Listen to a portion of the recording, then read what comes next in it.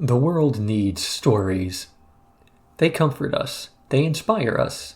They provide context for the way we view the world. A story can make you look at a perspective you might never get to see otherwise and gain a strong sense of empathy for that perspective. It can show you your own world through a familiar lens and force you to ask questions you never would have asked on your own. But these stories can hurt us too. They can give us unrealistic expectations of what life is supposed to be like. They can show us a world we'll never know and never get to know, and create an eternal longing for that better place. As useful as they are dangerous, stories are important. And maybe no story is as important as BoJack Horseman. Released in August 2014 to mixed reviews, it quickly found its stride, and by the end of the first season was already receiving acclaim for its nuanced depictions of depression, trauma, substance abuse, and the human condition.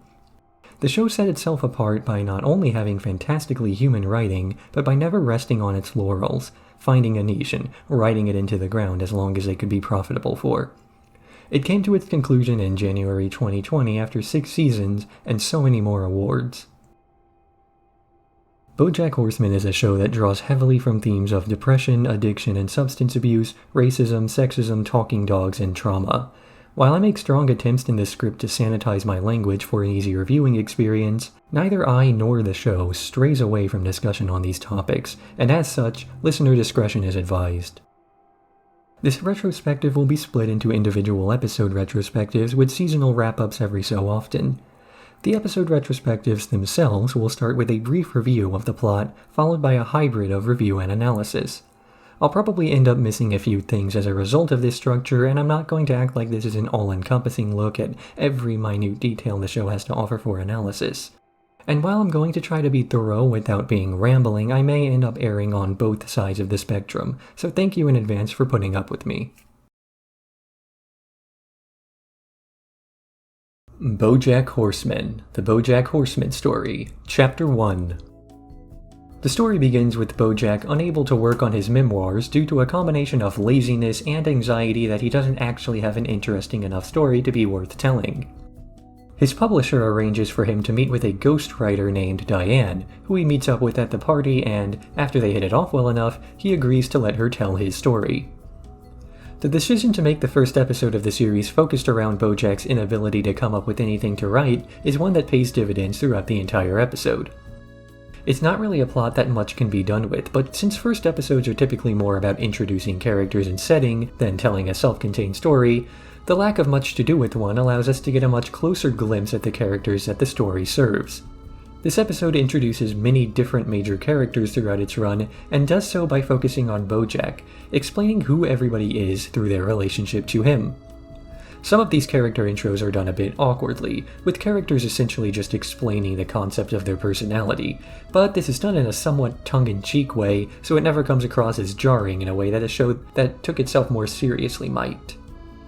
That's not to say that BoJack Horseman doesn't take itself seriously, but for the first few episodes of Season 1, it's much more of a comedy-slash-drama than a drama-slash-comedy, which is pretty standard for shows of its ilk. The fastest way to make an audience sympathize with the cast is to make them laugh alongside the characters. Once you care about the person, then you can start to care about their issues.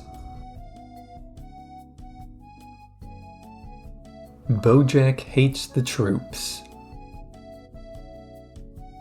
BoJack gets into a scuffle with a Navy SEAL, like an actual SEAL, over the concept of dibs. Todd dates an e-girl with a keen interest in his bank's routing number. The dibs incident serves as a distraction for BoJack to ignore talking about his past with Diane, and he continuously feeds into the news cycle's obsession with the story. In the end, the incident is resolved when Mr. Peanut Butter gets a bucket stuck on his head, and everyone kind of forgets about it. I hate this episode's dibs fiasco. I mean, it's infuriating in a completely intentional way. The fact that everything BoJack says gets taken out of context to make him seem worse, that so many people are eager to get as outraged as possible over nothing. Of course, all of this applies to BoJack as well. Princess Carolyn warns him about basically everything that happens at the very beginning, and yet he still falls for the outrage trap of getting involved with the storyline at all, which, and I think this goes without saying, but if I see a box of muffins in the produce aisle, my thoughts are less dibs and more somebody made a healthy life decision here. Of course, this episode isn't about dibs, it's about BoJack's unwillingness to take the high road at literally any opportunity that he gets to do so, and how consistently that ruins opportunities for him. BoJack is a petty individual, and yeah, in this episode it's easy to side with him because he's arguing over a pack of muffins and is basically in the right, but this episode really just primes the viewer to start seeing more future conflicts through BoJack's perspective. He always thinks he's in the right in these sorts of incidents and never takes the actual healthy approach to conflict resolution. It's a humorous bit in this episode, but by the later seasons, it starts to become a depressive cycle he's unable to break apart from, which is par for the series. Prickly-Muffin. BoJack's old co-star Sarah Lynn gets out of rehab and crashes at his house while also trashing his house with nightly parties. He refuses to crack down on her for a while, hoping to simultaneously recapture his own childhood vicariously through her, make up for lost time, and also relive the past.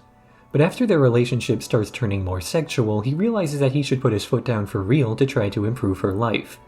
An offer she refuses because she's a former pop idol who never has to put up with anybody saying no to her.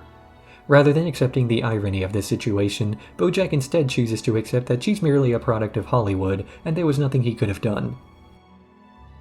Another Season 1 episode with no real conclusion, though far from that being a negative trait, it actually reinforces very early on how flawed many of the characters are. There's no real conclusion because these characters rarely learn from their mistakes or grow from the mistakes. And that's not the only thing that this episode sets up either. In addition to introducing the Sarah Lynn plotline, it also name-drops characters who will appear later, notably Herb Gazaz and Vanessa Gecko. And of course there's an ending stinger of two paparazzi birds getting blackmail regarding BoJack's relationship with the former child star. Something more typical of a TV sitcom arc, but in this case ultimately nothing comes of it, but I will get to that aspect later. Prickly-Muffin is as strong as an early season episode of any show really can be. The purpose of first seasons is to set up as much as possible while still telling a story, and this episode manages to not just tell a story, but set up future events in such a subtle way that you don't even realize what's foreshadowing and what's a throwaway line until much later in the show when it pays off. This form of illusion is especially effective at making the universe seem more consistent, that events aren't happening in a specific order to tell a story, but rather that they occur in an ordinary way and the reactions to these events are realistic. Zoes and Zeldas. An episode about BoJack helping Todd with his rock opera that parallels Herb helping BoJack's early career. But when the rock opera seems to be getting off the ground, Todd realizes he might get the chance to move out, which terrifies BoJack into coming up with an elaborate scheme that ruins Todd's chances at success or ever leaving. Meanwhile, a BuzzFeed writer follows Mr. Peanutbutter around under the pretense of writing an article about him, when in actuality he's merely trying to get back together with his ex-girlfriend Diane. I remember BoJack as being a show that starts out kinda slow but gets good after a few episodes, but I forgot just how few a few was. This episode sets up and still subverts so many old television tropes and constantly plays with our expectations in a way that makes the show worth watching and rewatching. Diane and Mr. Peanutbutter's relationship is something that, in a lesser show, would exist purely as a stepping stone for a relationship between her and BoJack to flourish. After all, they're both main characters with so much depth and nuance, of course they have to end up together. But since the show tries to be realistic when it comes to its character stories, this doesn't end up being the case. Their relationship is one that, despite its faults, is working out fine, at least for now.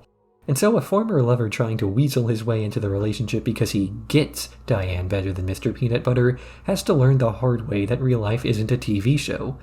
And we see BoJack forced to confront this fact in nearly the same way so many times throughout the future of the show. As is typical for BoJack Horseman, we get a ton of subtle calls forward. BoJack and Herb meet for the first time in a flashback, and of course, the very first thing BoJack says to him is, "Get cancer, jerkwad." Todd's former girlfriend Emily also appears, half her face obstructed off-screen, and she doesn't get a major role until Season 3. And of course, the real star of the show, character actress Margot Martindale, first appears in this episode. Despite the episode following a very common A-plot, B-plot formula, the through lines of the episode make it feel much less formulaic and much more natural. Live fast, Diane Nguyen.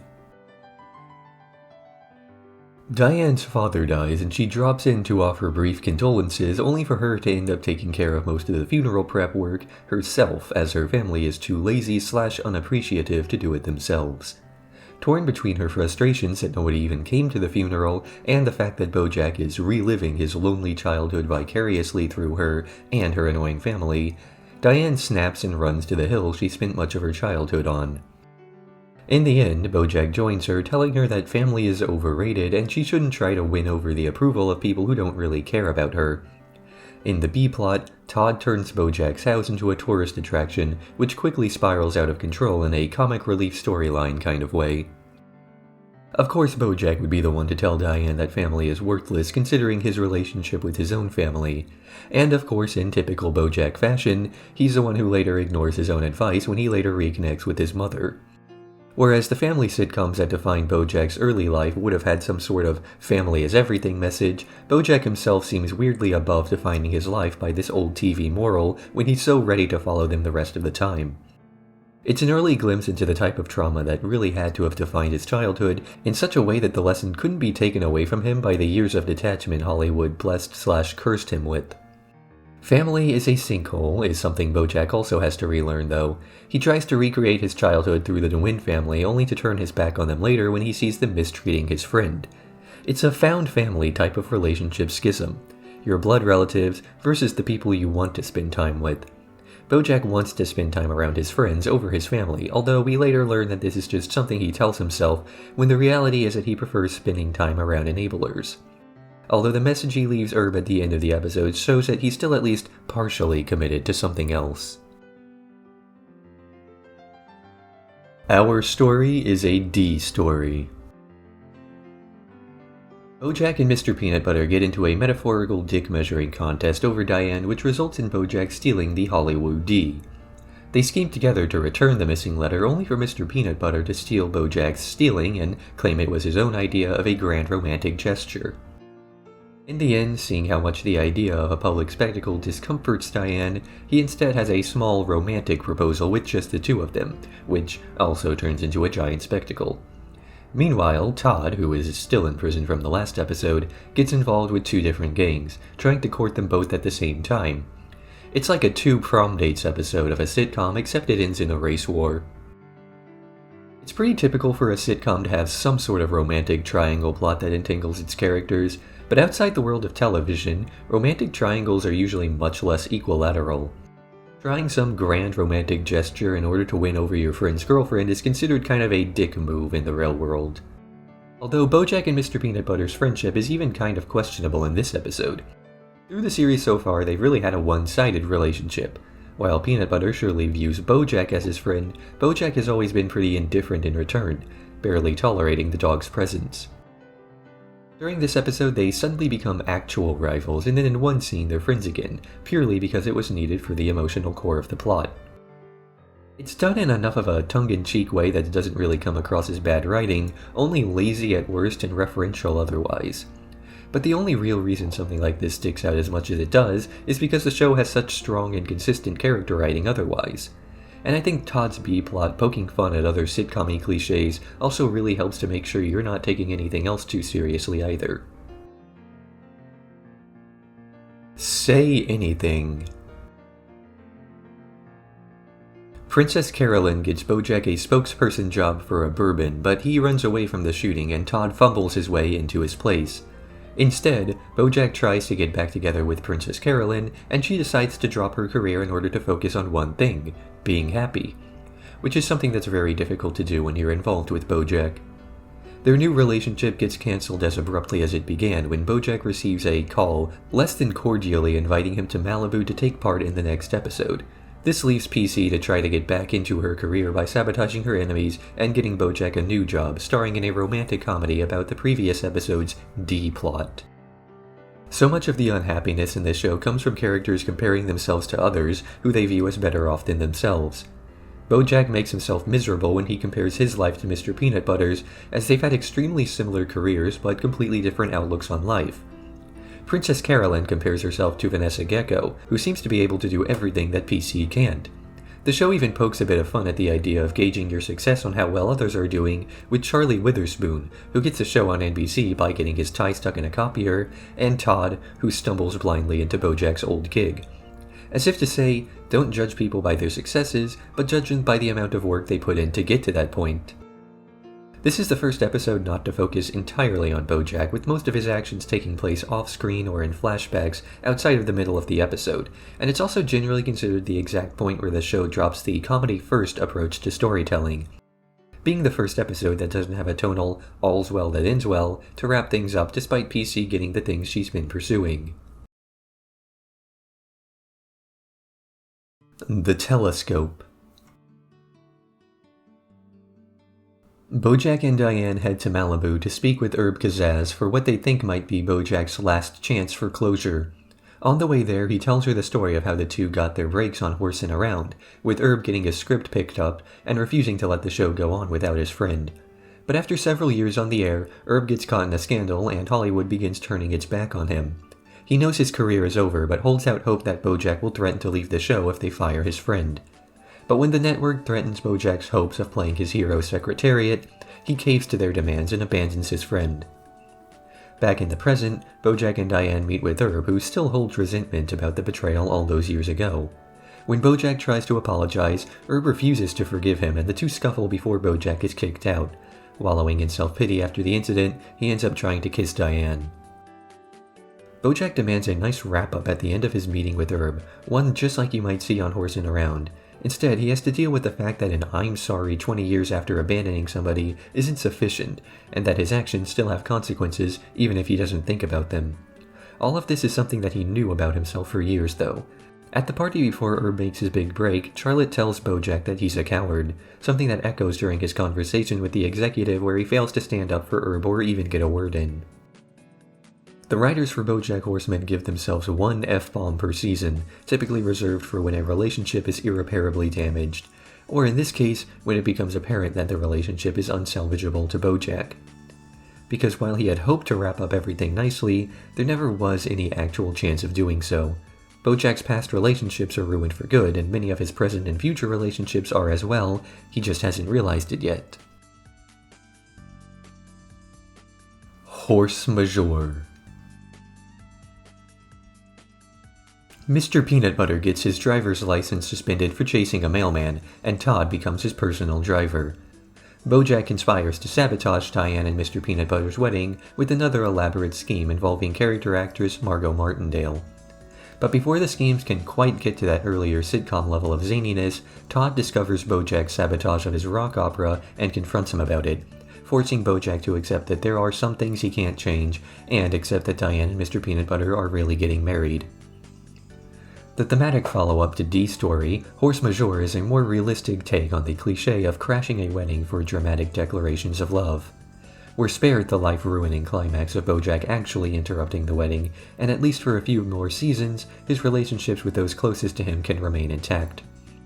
Another closed-off romantic endeavor in this episode is BoJack's relationship with Princess Carolyn, who begins seeing Vincent adult man during this episode, and at the wedding reception he laments that, although he never really imagines himself dating PC, he's still upset at the fact that he no longer can.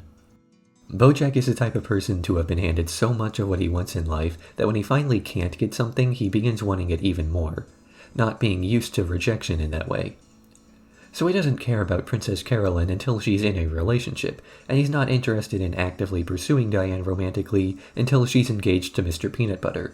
It's also fitting that the moment he tried kissing her last episode comes immediately after a different door closed in his face, that of his reconciliation with Herb. One Trick Pony.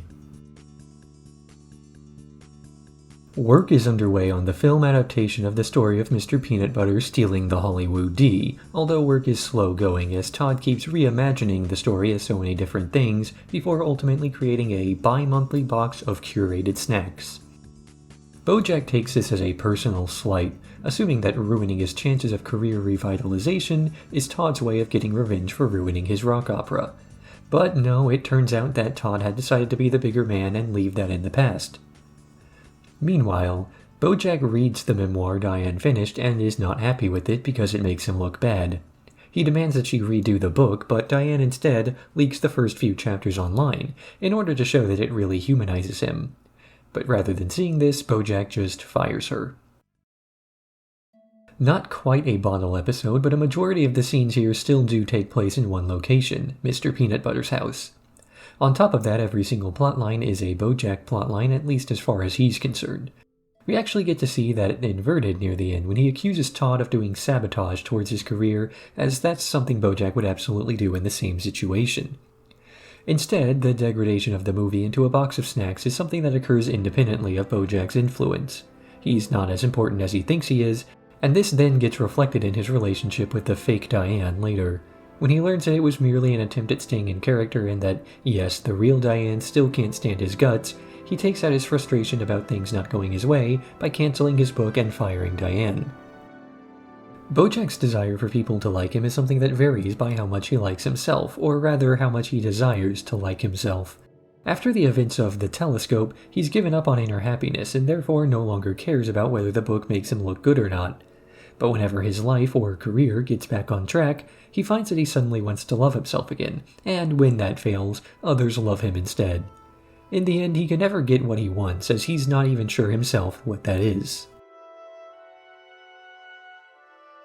Downer ending. Hoping to create a better book than Diane's tell-all, BoJack, Sarah Lynn, and Todd go on a multi-day bender where, after a lot of blood, sweat, and more blood, they manage to create absolute gibberish. Just complete nonsense. But the trip does make BoJack confront that he could have chosen another life than the one that he has. He confronts Diane once again and asks if it's not too late to change who he is, but doesn't get an answer. Downer Ending is one of the first truly experimental episodes that we get, with the creativity and visuals really being pushed to their highest potential. The rapidly changing appearances serve to reflect how rapidly shifting BoJack's wants and desires can be, and when he finally settles on an interpretation of reality that he likes, the colors and shapes finally rearrange themselves into something more sane and simple. Of course, this is just a possibility in his mind, not the reality he chose, and so it's short-lived enough to make him long for it again. But knowing that you want something is different from actively seeking out to get that something, and BoJack ultimately seeks validation, not just for himself, but for the part of himself that could have been. It's an interesting choice to have the plot of this episode effectively mirror the first episode of the series. BoJack is, once again, struggling to write his memoirs. This time, he's making a much more active effort to really commit to the idea and enrolls the help of those closest to him. Those with whom he's already had a falling out, but also who have gotten to know him well enough to potentially write a true tell-all. But in keeping with his wishes, these are people who he's only tried to show his best sides to, people he's always gone out of his way to please or manipulate into thinking he's just there to please them. Naturally, the self-congratulatory nature of his writing staff will cause the project to end up like all of his other vanity works. Later. Diane's book about BoJack is out, and it's as big a success as anybody could have hoped for. His career is back on track, he's winning awards, and there's finally a real chance he's going to get to make the Secretariat movie he's always wanted to. Todd and Mr. Peanut Butter open a Halloween store in January, which gets abandoned when they come up with smoothies, which get abandoned for waffles, and so on. While Princess Carolyn breaks up and then gets back together with Vincent Adultman, who decides to stop being such an adult man. A recurring theme of this episode is nothing. Not like it has no recurring theme, but that each character has some interpretation of nothingness that they tell another character at some point. Mr. Peanut Butter believes that life is just about unimportant nonsense. Secretariat mentions running from a featureless void that chases him. BoJack aces the audition by mirroring this speech, and at the end Diane believes that, deep down, there is nothing, that we're just the things we do on the outside. It's these different understandings of life that BoJack has to grapple with as he finally gets everything he ever wanted, only to wonder if there's any meaning to it all in the end.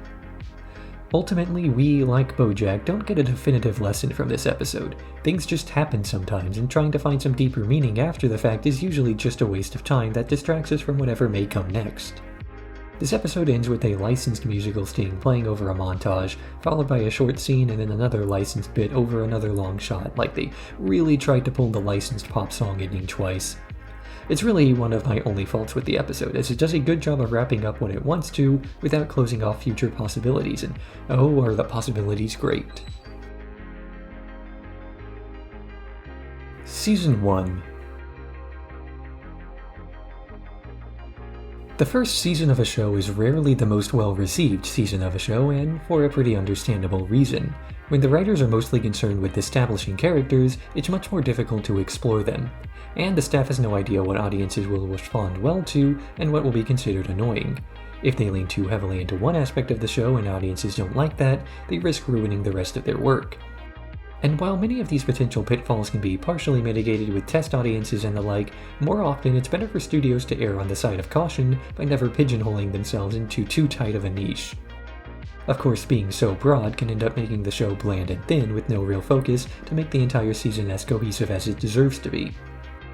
But BoJack Horseman manages to avoid so many of these pitfalls with its tight writing, quick progression, and yet keeping things so down to earth. Hollywood is a fast-paced place, and so none of this ever comes across as jarring. Big changes can occur in the lives of the characters, and we can go from a romantic comedy film to a bi-monthly box of curated snacks without coming across like anything is paced too awkwardly to follow. There's also the expectations that the first season sets and is expected to set. People rarely go into a season of television expecting a deep character dive right away. We need to care about the characters first before we care about their problems.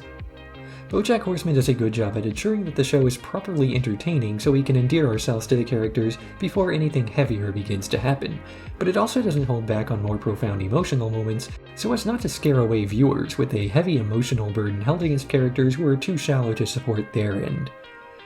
Watching a character fail is only heartbreaking if we care about whether they succeed in the first place.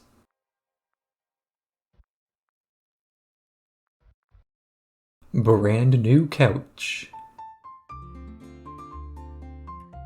BoJack is struggling to get into character as Secretariat, his brand new attitude preventing him from being in the character's head during a scene that's supposed to be sad. He does a bit of soul-searching and realizes that working on horsing around never actually prepared him for acting in a serious drama, or even really acting at all. It isn't until his mother calls and tells him that he'll never be happy that he finally accepts everything wrong with trying out his new outlook on life and goes back to the old BoJack, the one who was right for the part all along. Meanwhile, Todd learns to accept that BoJack has a new couch, and Princess Carolyn loses roles to the up-and-coming Rutabaga.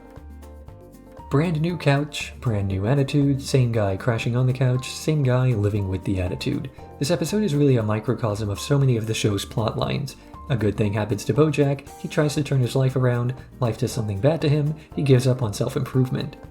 At least here we have a slightly happy ending, in that BoJack is able to finally get his line delivery right as a result, but it also ends up sending a message that he'll be able to continue barely functioning this way for the rest of his career.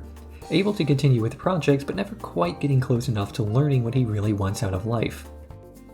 The first episode of Season 2 and the new furniture isn't the only change in scenery we're getting. Shot composition is now much more ambitious than before, with simple 3/4 perspective shots becoming less and less common.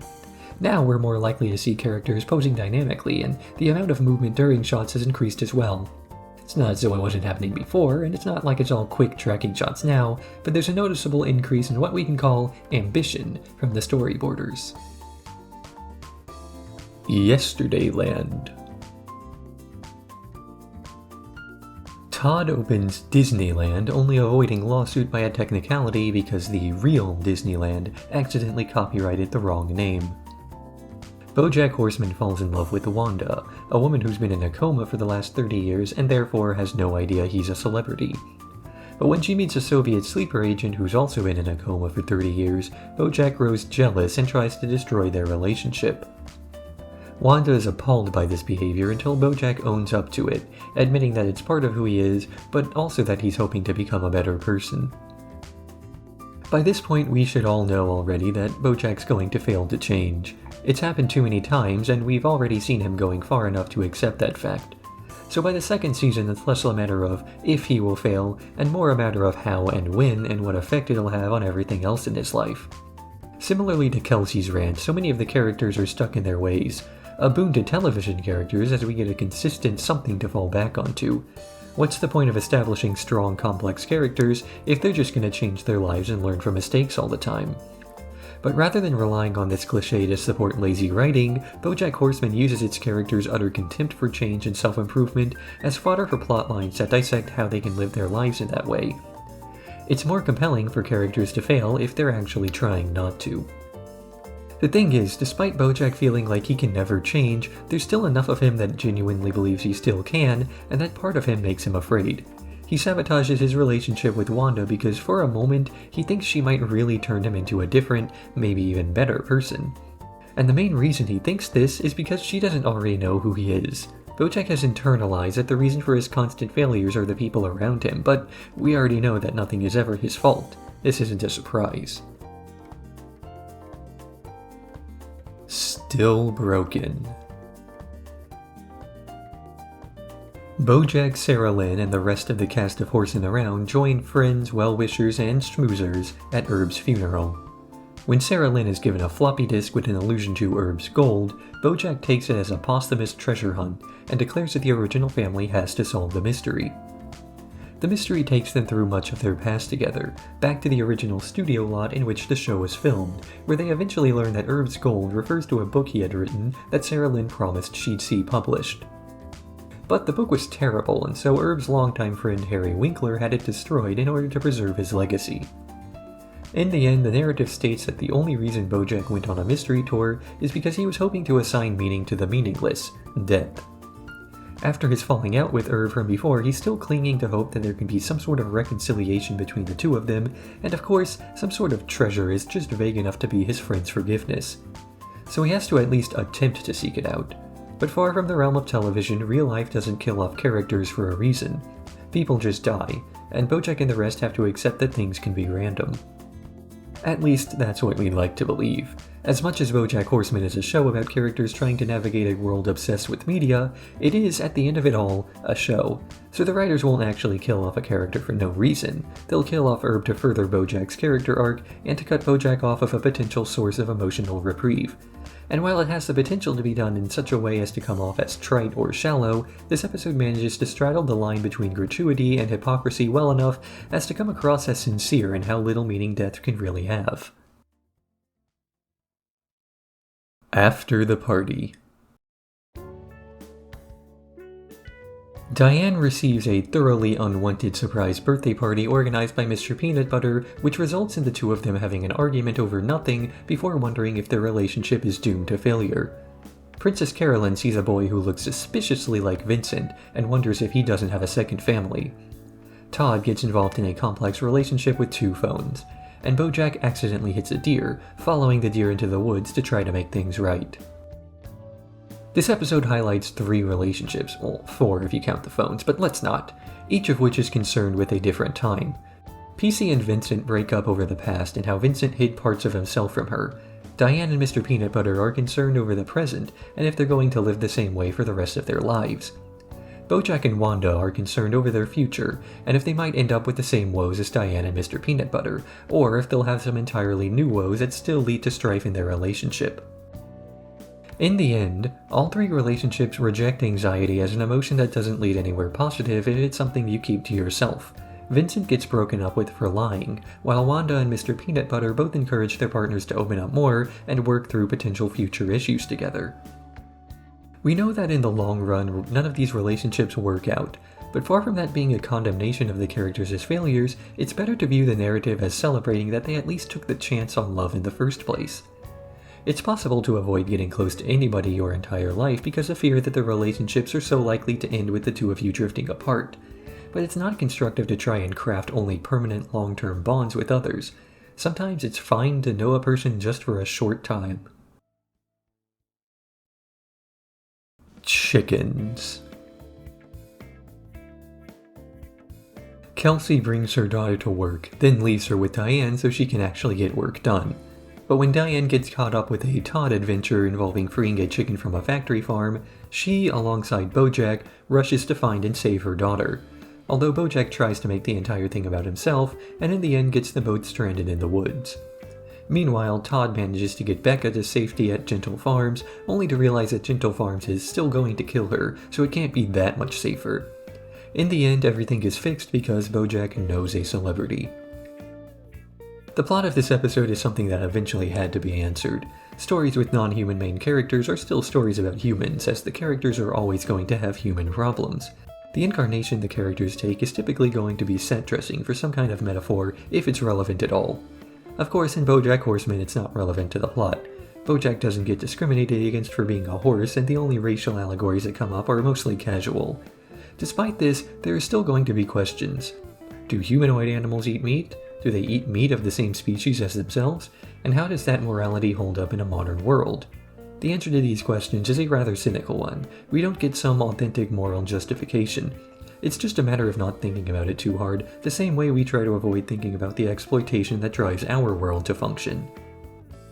Both Diane and BoJack want the story of this episode to be about themselves, and while Diane is much closer to having that actually be true, neither character ends up unhappy because they don't need the story to be about them. Rather, they only want to be the center of things because they care deeply about the perception of others. Diane wants to be the center of the story because the story is about helping somebody in need. If the story were about keeping her head down and being a character consultant, she wouldn't care. We all want to be the center of attention, but only if that attention is good, only while we get to be the good guy. Higher love. After accidentally telling Wanda he loves her, BoJack goes into an elaborate scheme to try and trick Wanda into saying it back, exploiting her fear that he may autoerotically asphyxiate himself. I can phrase that better. But she doesn't take the bait, telling him that he needs to be responsible for himself if he really cares about her, forcing BoJack to follow through on that self-improvement thing he mentioned a few episodes ago.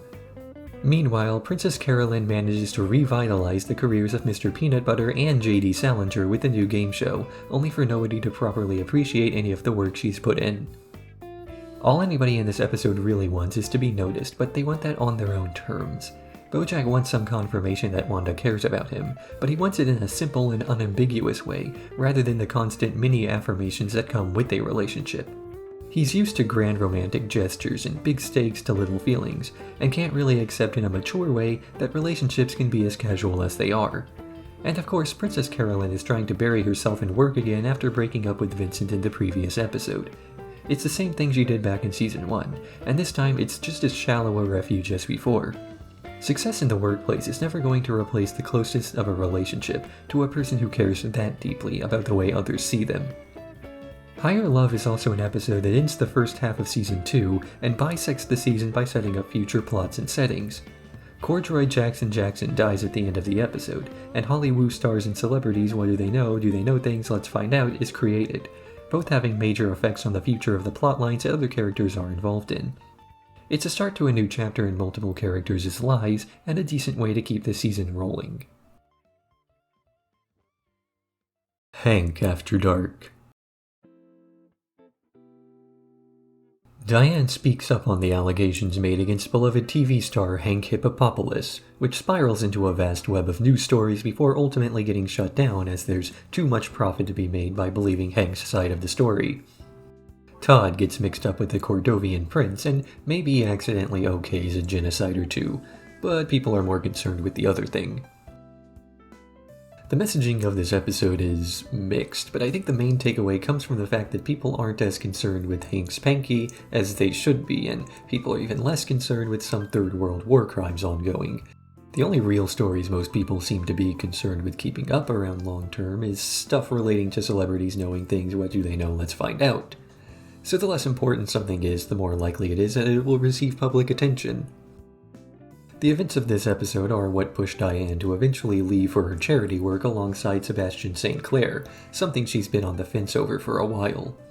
It's Mr. Peanutbutter realizing that this is just the type of person Diane is, always needing to step in to fix things even if she could get away with not being involved. At least, this is the type of person Diane wishes to be seen as. Whether her self-image ends up matching the type of person she really is, we can only wait to see. Let's find out. BoJack is the first celebrity guest star on Hollywood Stars and Celebrities What Do They Know? Do They Know Things? Let's Find Out, a baffling ordeal that thoroughly trashes his ego as he gets so many questions wrong. It's not until Princess Carolyn tells him about a tell Mr. Peanutbutter has that he begins to suddenly get more and more questions right, until it's close enough that he's able to throw at the last second at Wanda's request for good ratings. He ends up getting into an argument with Mr. Peanutbutter over last season, when BoJack tried to kiss Diane knowing she was engaged, and in the end the two kiss in order to put their feelings behind them, because that's good television. BoJack claims not to care about the outcome of Hollywood stars and celebrities, what do they know about the outcome of Mr. Peanut Butter's show, yet when his ego is challenged or damaged, he changes his mind and starts pursuing what he previously viewed as petty and beneath him. This is basically a repeat of the Muffins plot from Season 1. BoJack views so many others as beneath him, right up until the point where he stops getting respect from them. Because can you really claim to be above something if it isn't currently groveling at your feet? And of course, all of this is because BoJack lacks self-respect. If he can't find love from other people, he surely won't be able to find comfort in loving himself. In the end, this episode is just a baffling ordeal that we aren't meant to take especially seriously. BoJack's ego is hurt and he has a falling out with Mr. Peanut Butter, but it gets resolved quickly because the audience is demanding that things get wrapped up neatly in 30 minutes. It doesn't get a proper resolution, but in the interest of professionalism, these things get put behind the actors so they can continue on with the show, in keeping with Mr. Peebee's philosophy of ignoring the past and other heavy subjects, in favor of momentary distractions. The Shot. Upset about the non-controversial, family-friendly direction the Secretariat movie is taking, BoJack and Kelsey sneak into the Nixon Presidential Library in order to steal a shot for the movie they both wanted to make. While trying to get the shot, they need a distraction, so Todd, Princess Carolyn, and character actors Marco Martindale break into an art store.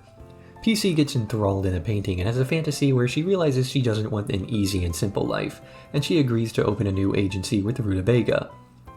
Back at the library, BoJack struggles to fake cry for the shot, though he's still able to perform a listless sadness well enough that Turtle Tob fires Kelsey for sneaking out behind his back.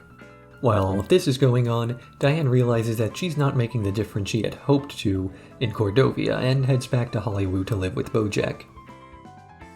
So many characters in this episode end up realizing that they can't actually get what they want from a grand gesture. BoJack hopes that by getting a great shot of what he wants the movie to be, the executives will throw out all the focus group testing results they found and stick to the original idea. But all that sneaking around only results in the project losing its director. Diane hopes that by going out into the world and trying to make a real difference, that she'll truly find herself. And yet all she realizes is that egos will prevail no matter where she is, Cordovia or Hollywood. And of course, Princess Carolyn has been hoping that she can drown out her feelings of inadequacy in her work, but that's only gotten her more burnt out and less respected. Of course, her next journey, one into creating a new agency, is likely to be doomed to the same failures this episode is all about, but that's a story for later. The first scene of this episode shows BoJack being scolded for crying as a child, his mother punishing him for daring to show a genuine emotion. And at the end of this episode we see him cry again when after all these years he finally gets some sort of positive affection from a female role model. Kelsey's words of encouragement make BoJack realize that, for the first time, he's acting for a reason. He's going to get everything he wants from the world. The illusion only lasts until the following morning. Yes, and... BoJack is disappointed about the direction Secretariat has been taking and vents those frustrations to the current director, Aide de Catfish, who BoJack assumed felt the same way. But when the director takes it as a slight against his quality of work, he begins doubling down on retakes and reshoots in order to torment BoJack so the latter can't go to New York and act in a play, like a real actor. Todd joins an improv group which is totally not a cult, and Diane continues to run away from Mr. Peanut Butter and her responsibilities. In the end, BoJack leaves everything behind and goes to New Mexico so he can reconnect with Charlotte. So many characters in this episode are continuously taking the easy way out of their problems, running away from facing their true insecurities and dealing with them in varyingly healthy ways. BoJack and Diane are physically running from their problems, with BoJack fleeing the state and Diane living in another country, though both of them double down when it seems as though they can't run any further. On the other end of the spectrum, Todd is lamenting the lack of affection he's receiving from BoJack, and so he finds a new circle of friends who accept him, though he could have curated this next friend group a bit better if he wasn't desperate at the time. And then there's Princess Carolyn, who is tired of her current dead-end job where she gets passed over for attention in favor of the boss's kid, and instead tries starting her own agency.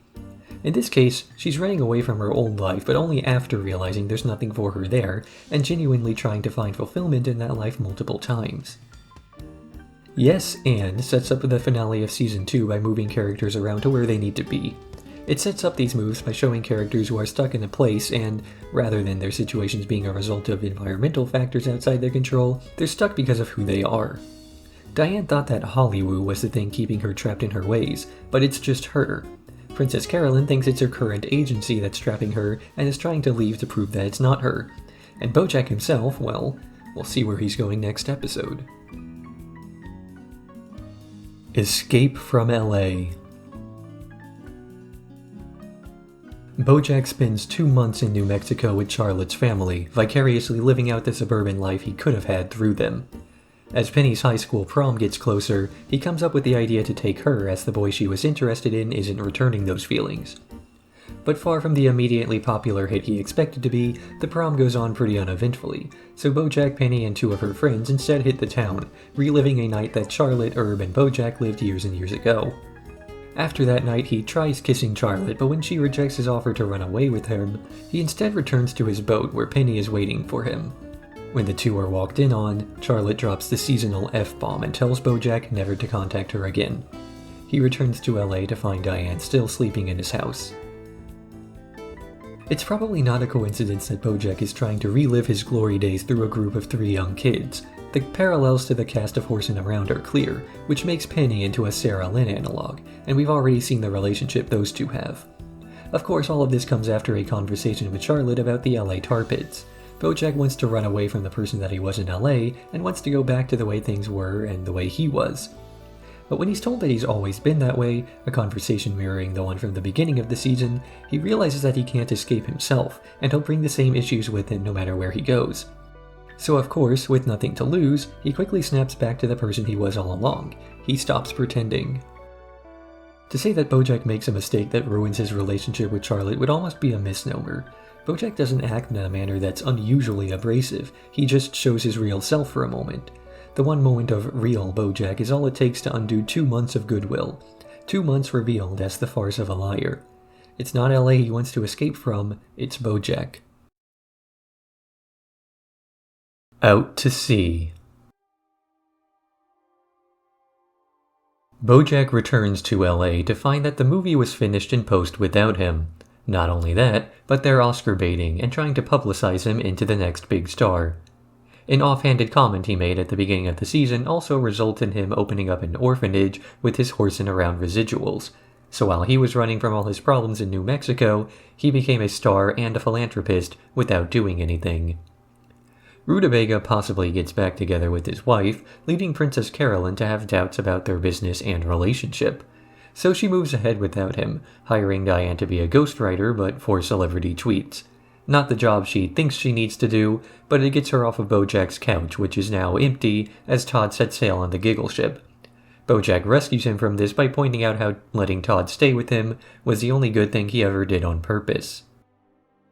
Everybody manages to fail upwards through this entire episode, Hollywood constantly rewarding people when they're at a personal low and punishing them at a personal high. For the former, we get the Season 2 finale, one that manages to wrap up so many ongoing plot lines in the least satisfying possible way. But far from this being a criticism, it's actually thematically relevant. Things don't happen for a reason, they just happen. If the world had a sense of karmic justice equivalent to that of a TV show, BoJack wouldn't get a happy ending, Diane would have to face the consequences of what she's done, and very few people would even get a story to tell. And so the show goes on, because it has to. The one refuge from this indifferent randomness BoJack is able to find is by rescuing Todd from the cruise ship. He becomes a beloved American idol without any real input. He becomes a hero who builds orphanages by mistake. He can't do anything right, but he can't do anything wrong either. Even barely crossing the line into a statutory in the previous episode doesn't have any real punishment, as he simply runs back to LA, the only loss being a relationship he never really had in the first place. Season 2 Wrap-Up. With Season 1, much of the setting of Hollywood and the characters of the show had to be introduced and given a conceit to build off of for later. Season 2 is when we finally get to see what's built on the foundation set before. And what's there is a repetitive Tower of Babel, iterating on itself again and again through cycles of self-hate and escapism. BoJack learns multiple times throughout the season that the only thing wrong with his life is himself, that no matter what he tries to change about his circumstances, the issues are always going to be looking back at him through the mirror. Diane makes attempts to find herself during this season, but when she actually does, she hates what she sees. Of course, with the nowhere to go that helps you escape the reality of who you are, she returns back to the Hollywood life, writing celebrity tweets, possibly as far as you can fall on the usefulness scale after journalism in Cordovia. And Princess Carolyn has to take care of somebody no matter where she is in her life. Rutabaga seems like the kind of person struggling in the same boat as her until his marriage gets back on track. At that point, it looks like he has his life more under control than she does, and so she abandons him to all of his burnt bridges. Maybe it's not a coincidence that she spent the first half of the season dating a literal child in a trench coat. There seems to be a formula in the final 2 episodes of each season where the penultimate episode is the true finale and the actual finale merely sets up the next season. As if to pair the messages of, these are the consequences of your actions, and then life goes on. One could be cynical and say that the showrunners are detracting from their message by trying to make another season, but that would only resonate well if the show were mediocre and repeated its messages in a shallow way. Instead, we have a more depressing realization as to just how cyclical all of the misery is, when the thing you're running from is yourself.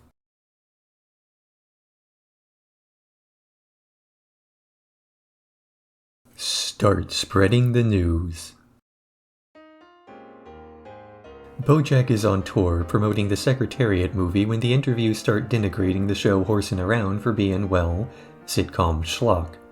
He gets defensive, but his publicist starts to tell him that it makes for a better story of horsing around with a bad show, and he's finally able to work on something that represents the real him. In the end, he decides to go along with that narrative, selling his glorious past for a potentially better present. Todd gets lost in New York, and without his guidance, PB Livin buys out an entire warehouse of spaghetti strainers. The Season 2 finale was all about how BoJack is trying to recapture his past, going back to the horse he used to be in an attempt to redo his old life and reclaim a new one. But since his problems are rooted much more deeply than his decisions, and instead come from who made those decisions, he's forced back into the present, where he once again gets the chance to make things right.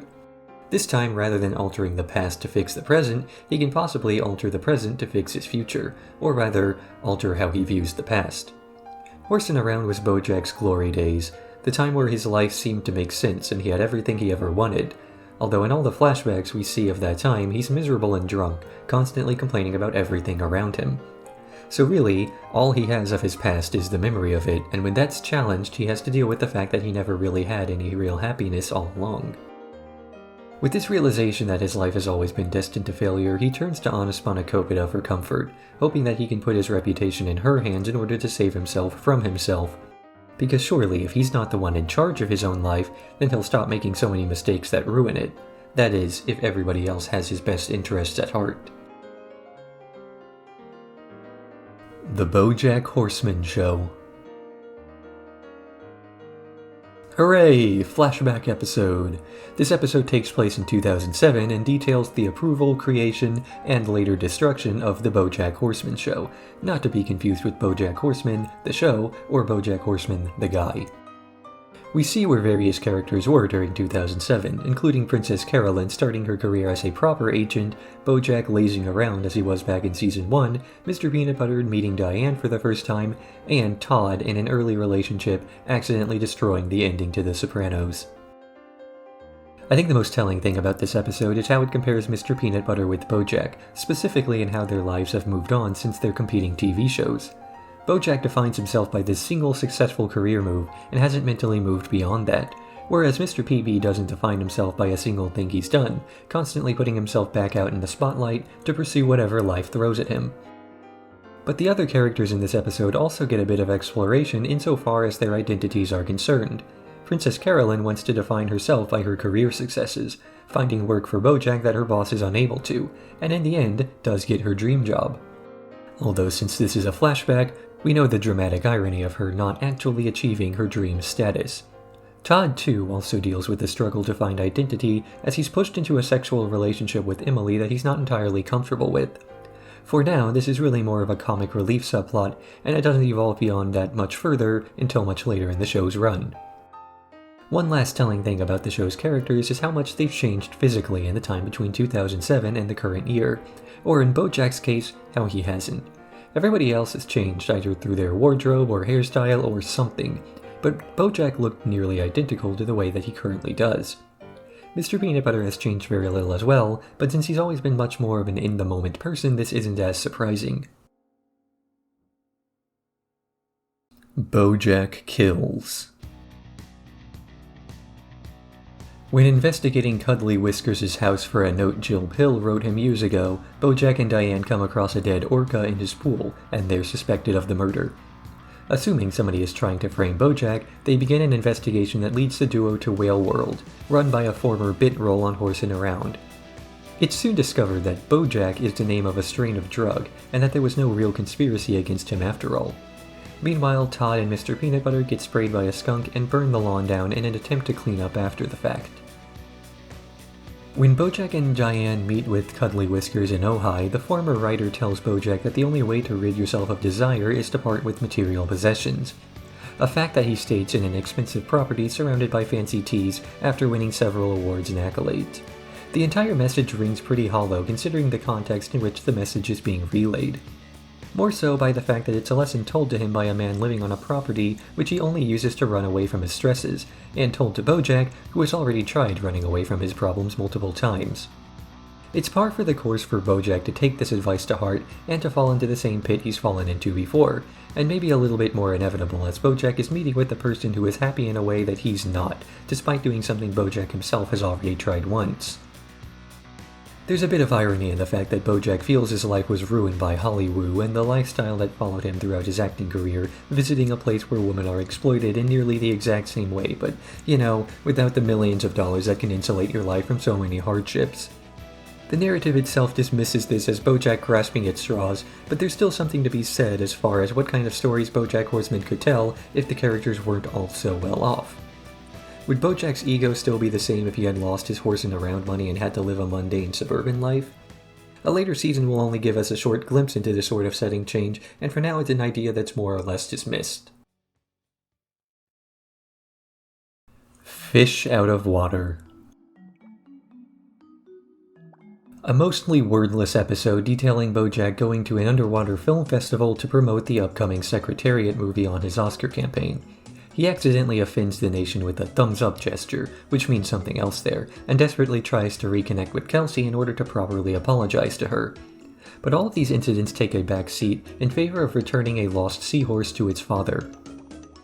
So the obvious theme of this episode is communication, or rather the difficulties that arise due to a lack of it. BoJack miscommunicates with an interviewer and gives an offensive thumbs-up to the underwater community. He tries to communicate with Kelsey, but ends up never being able to properly reach her. And he ends up lost and confused in a foreign land because he's unable to properly communicate his pleas to others. It's not until the end of the episode where he realizes that so many of his woes are due to an improper way of thinking. He's been underwater the entire time, he can just swim up and away at any moment, his mindset being the only thing locking him into a 2D plane. In keeping with the typical BoJack style, the premiere is a success, mostly because he wasn't there to botch it in any meaningful way. One can't help but wonder what would have happened if, at one point in this episode, BoJack encountered Kelsey while in possession of the seahorse baby. The point of this episode seems to be BoJack foregoing his other responsibilities in order to do, quote, the right thing. If he had to choose between this child he's attached himself to and asking for forgiveness, where would his priorities lie? It's just something for speculation. The episode itself won't give him any true recompense. Love and/or marriage. BoJack crashes a wedding rehearsal dinner because people love it when celebrities drink their alcohol, but then he accidentally convinces one of the brides that she may not be ready for marriage. It's then up to him to convince the girl that nobody is really ready for marriage, and that she should be content to settle for a person whose presence she can tolerate. Elsewhere in the reception, Todd is increasingly getting pressured by his old high school girlfriend into casual sex, but he's uncomfortable reciprocating those feelings. Princess Carolyn goes on a few dates before finally not dating a mouse named Ralph. They agree to meet up again whenever Princess Carolyn has the time. And Diane gets invited to a party by mistake where she ends up tripping on drugs and pronouncing her love for Mr. Peanut Butter before tripping on the floor and learning at the doctor's office that she's pregnant. An appropriately named episode, Love and/or Marriage is about exactly what it says.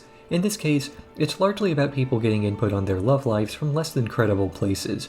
BoJack, a man who's never had a successful romantic relationship, gives 2 bits of conflicting advice on love to a bride-to-be, and she's going to have doubts for the rest of her relationship as a result. Diane is getting input on her feelings from a drug trip, a drug that, for perspective, also makes a man fall in love with a tree and results in Diane talking about her husband with as much affection as she's talking about her jeans.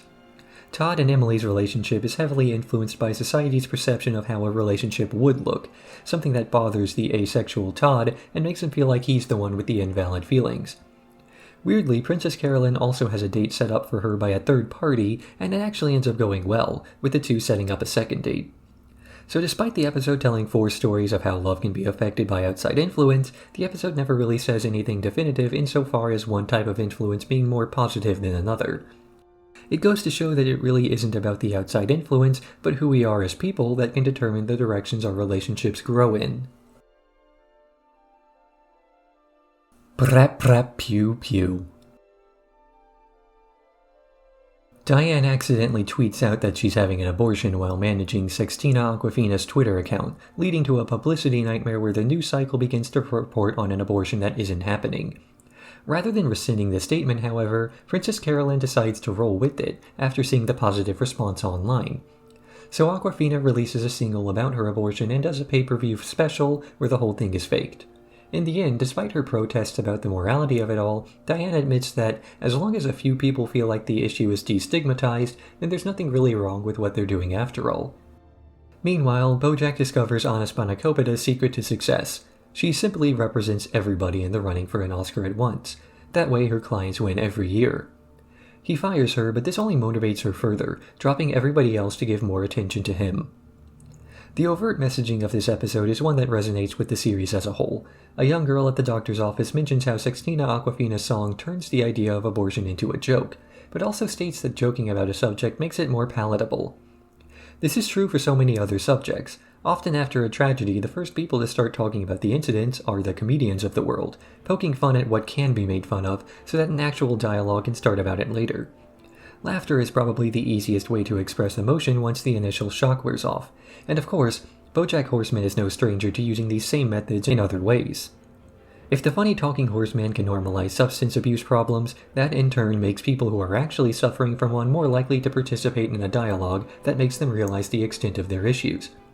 And of course, there are so many people who didn't realize they needed therapy until they saw a relatable character in this very show going to counseling. Brrap Brrap Pew Pew is a stupid episode. It has to be a stupid episode.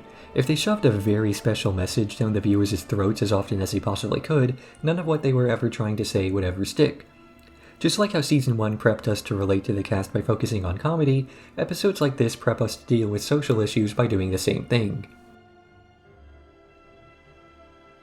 Stop the presses. BoJack tries to cancel a newspaper subscription.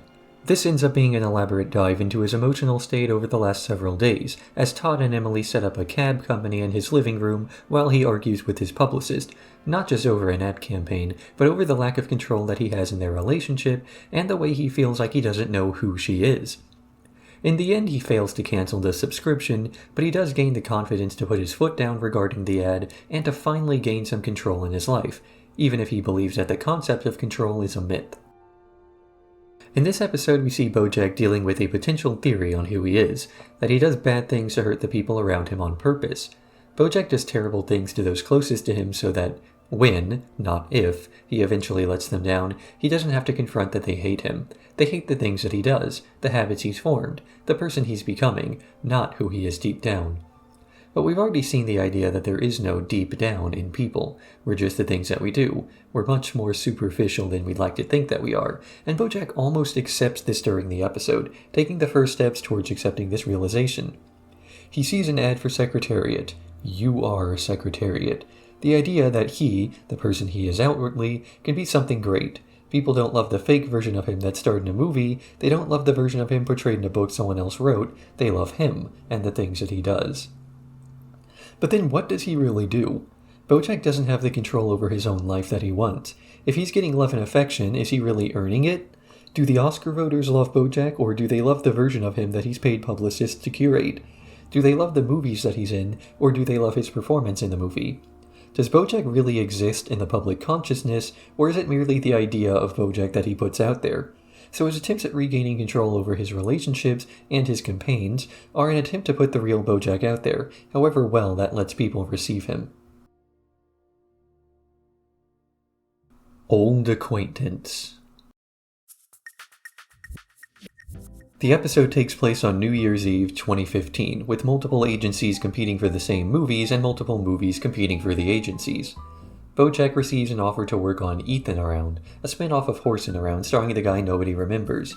He also gets an offer on a movie about jelly beans that will make him feel like a real actor, and a fantasy movie with the big paycheck. Princess Carolyn strikes at Vanessa Gecko and Rutabaga through proxy wars, starring their actors that eventually result in a happy ending. For Rabowitz and his family.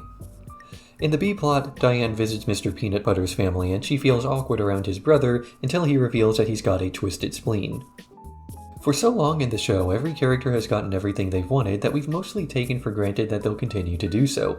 We, the audience, have managed to avoid thinking that they might not get what they want, because more often than not, when they do get the things they want, those things aren't what they really need.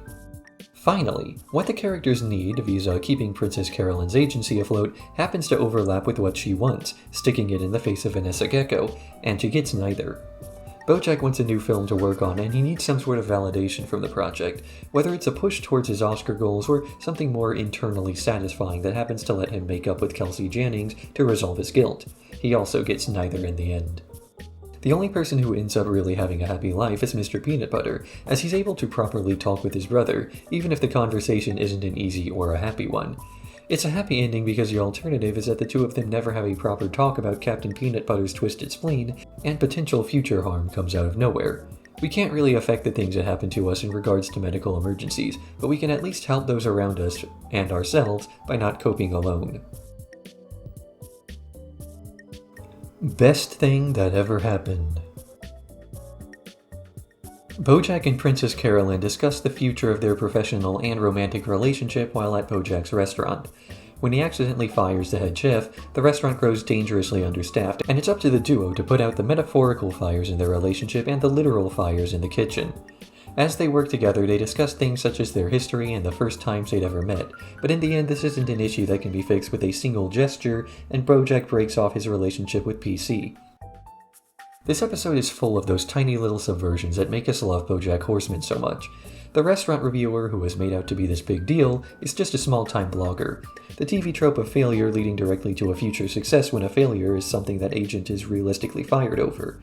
And the idea that it takes just one success to counteract a larger failure when you'd be a fool to even give the person a second chance. A part of me thinks that BoJack knows he's making a mistake by firing Princess Carolyn, and another part thinks he's doing it on purpose, as some sort of martyr-esque move. Maybe she's fired because he wants to hurt her enough that she doesn't get any closer to him. Maybe she's fired because he knows what will happen anyways, and he wants her as far as possible when he self-destructs. Whether he's trying to hurt her or trying to help, the end result is still the same. BoJack causes damage to those around him. Thematically, this episode introduces a concept that gets expanded on later, the idea that every bad thing that happens is some sort of opportunity. This is a mindset that can prevent people from avoiding the actual root causes of issues in their lives, and can often come across as a form of toxic positivity. By convincing yourself that pain and trauma are good things, you're more susceptible to being the victim of these things again and again in the future. It's you. BoJack throws a crazy party to celebrate his Oscar nomination, and he invites everybody who will show up to help him indulge himself so that he can feel good. Though a question to Anna Spanakopita about his future after the Oscar campaign and a few fallings out with his other friends leads him to believe that this happiness is fleeting and that the Oscar nomination might be all he is. Then Mr. Peanutbutter tells him that he may not have even properly received an Oscar nomination after all, and soon BoJack is left to deal with the fact that he has nothing outside of his accolades, and those on their own are worthless. And so we reach an episode that takes the opposite position of the rest of the season so far. The proper way to really drop a train on your audience is not just to subvert their expectation in the narrative overtly, but to subvert expectations thematically as well. We've heard so far that people aren't creatures with anything deep down. We're only the things that we do and the actions that we take. But if you strip away the titles and the awards and the history of a person, you're still left with something. If you take away everything a person has done, what's left is something that, while intangible, is still something with meaning and agency. And to BoJack, that might be the most terrifying thing of all. Especially given that Hollywood is a place with a short memory, a town where you can be a celebrity one moment and nobody mere hours later, just a nobody who occasionally gets recognized as the horse from Horsing Around. Since BoJack will inevitably move on to another project, another definition, another title, all he can take with him between chapters of his life are the things that he defines himself as. People aren't resumes. That's too much, man. Bored after having lost everybody close to him, BoJack returns to the one relationship he can never ruin, Sarah Lynn. The two go on a bender and crash an Alcoholics Anonymous meeting, where BoJack gets it into his head that if he simply makes amends with everybody he's ever wronged, he can be absolved of his past misdeeds and start again. They spend the next 2+ weeks wandering in the US and re-damaging every relationship BoJack has ever hurt, because as it turns out, people who are tripping on drugs don't make very good listeners. In the end, Sarah Lynn wins an Oscar and has the same existential nightmare BoJack has been running away from, that nothing she does matters because it doesn't bring her happiness. He decides to take the former child actress to the planetarium, but having been 9 months sober, her body can't handle the heroin she found in his glove box, and Sarah Lynn overdoses on BoJack's shoulder. Trauma is not a contest. There's no need to try and one-up everybody else with your suffering as though that makes it more valid and righteous. But BoJack has seen so many people around him lead similar but better lives than him. They have families, relationships, they have aspirations. Penny is seen in college living a totally normal life after her run-in with BoJack last season. The sight of her living completely normally, despite having been around him, makes BoJack confront the reality that the toxicity he brings into his relationships is one-sided. It's not just people he knew after getting famous. It's not just people in the industry. It's not just people reflecting his trauma back at him. BoJack is the problem. And the one person with whom he could possibly relate, the individual whose story most closely mirrors his own, dies as a result of his enabling. After this episode, BoJack is truly alone, but maybe he's always been that way. This is an episode all about burning bridges. BoJack's attempts to make amends only freaks people out and are met nearly exclusively with confusion or frustration or no real emotional response. His words are hollow and nobody puts any stake in them, so the insincere apologies only serve to reinforce the fact that BoJack will never truly be sorry for his actions. Because an apology has to come with improved behavior, and his track record of self-improvement is only as large as the pressure on him to actually improve, so none. That went well. Princess Carolyn sets up Diane with a new job and realizes managing careers is a good calling for her, so she rebrands herself as a manager and gets back into the business.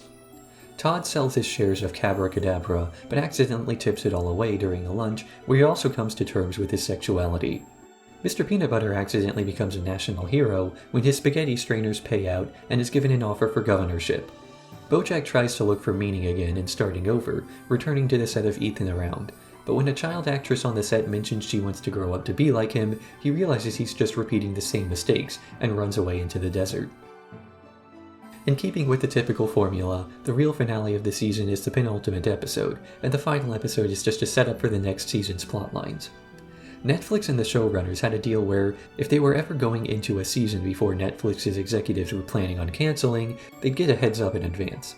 This way they could write without the restriction of trying to tie up loose ends, and can instead push the plot forwards in as natural a direction as they possibly can.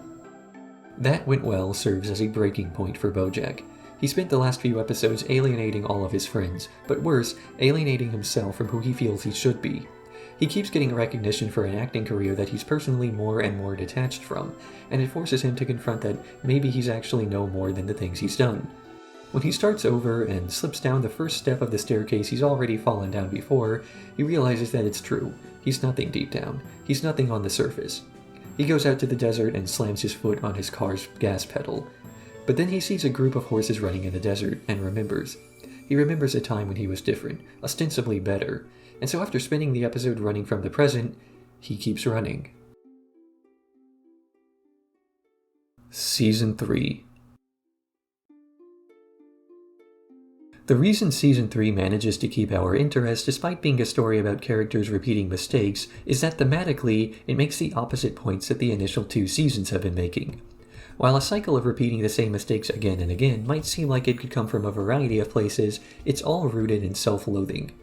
We make mistakes in our lives, everybody does, and some are more damaging than others, but it's perfectly fine not to define yourself by the way that you hurt another person or even yourself. If you do one bad thing in your life, it's easy to move on. If you do the bad thing again and again though, it gets to a point where you might be focusing on too narrow of an issue. It's not enough to crawl out of the river when you fall in, you need to look at where you keep slipping. BoJack nearly revels in the idea of not getting an Oscar during this season, nearly as much as he enjoys the idea of receiving one. Either way, it serves as some sort of push forwards. If he wins, he gets to prove to the world that he's become a better person than he was in the past, but that comes with the asterisk that he wasn't that good of a person in the past and had room to grow in the first place. On the other hand, losing means that he doesn't have to define himself by works that others have contributed so much towards, that he can still ideally detach himself from this industry that's damaged him so much. But this too comes with the admission that he's even damaged to begin with. That sense of self-loathing follows him everywhere, and it will never let you have anything, past or present, or even in the future. You are Secretariat, and there's no cure for that.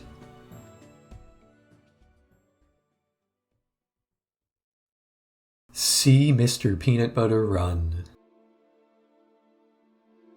Mr. Peanutbutter's governor campaign comes to a swift end when he fails to receive the proper number of signatures to recall Woodchuck Kudchuck Berkowitz. But he finds some inspiration in his wife Diane, who was only being supportive because she was convinced there's no way he'd ever win, and runs again. This time, the campaign is able to add an amendment to the state constitution that allows governorship by ski race. A ski race that Mr. Peanutbutter loses, but Todd wins by fluke.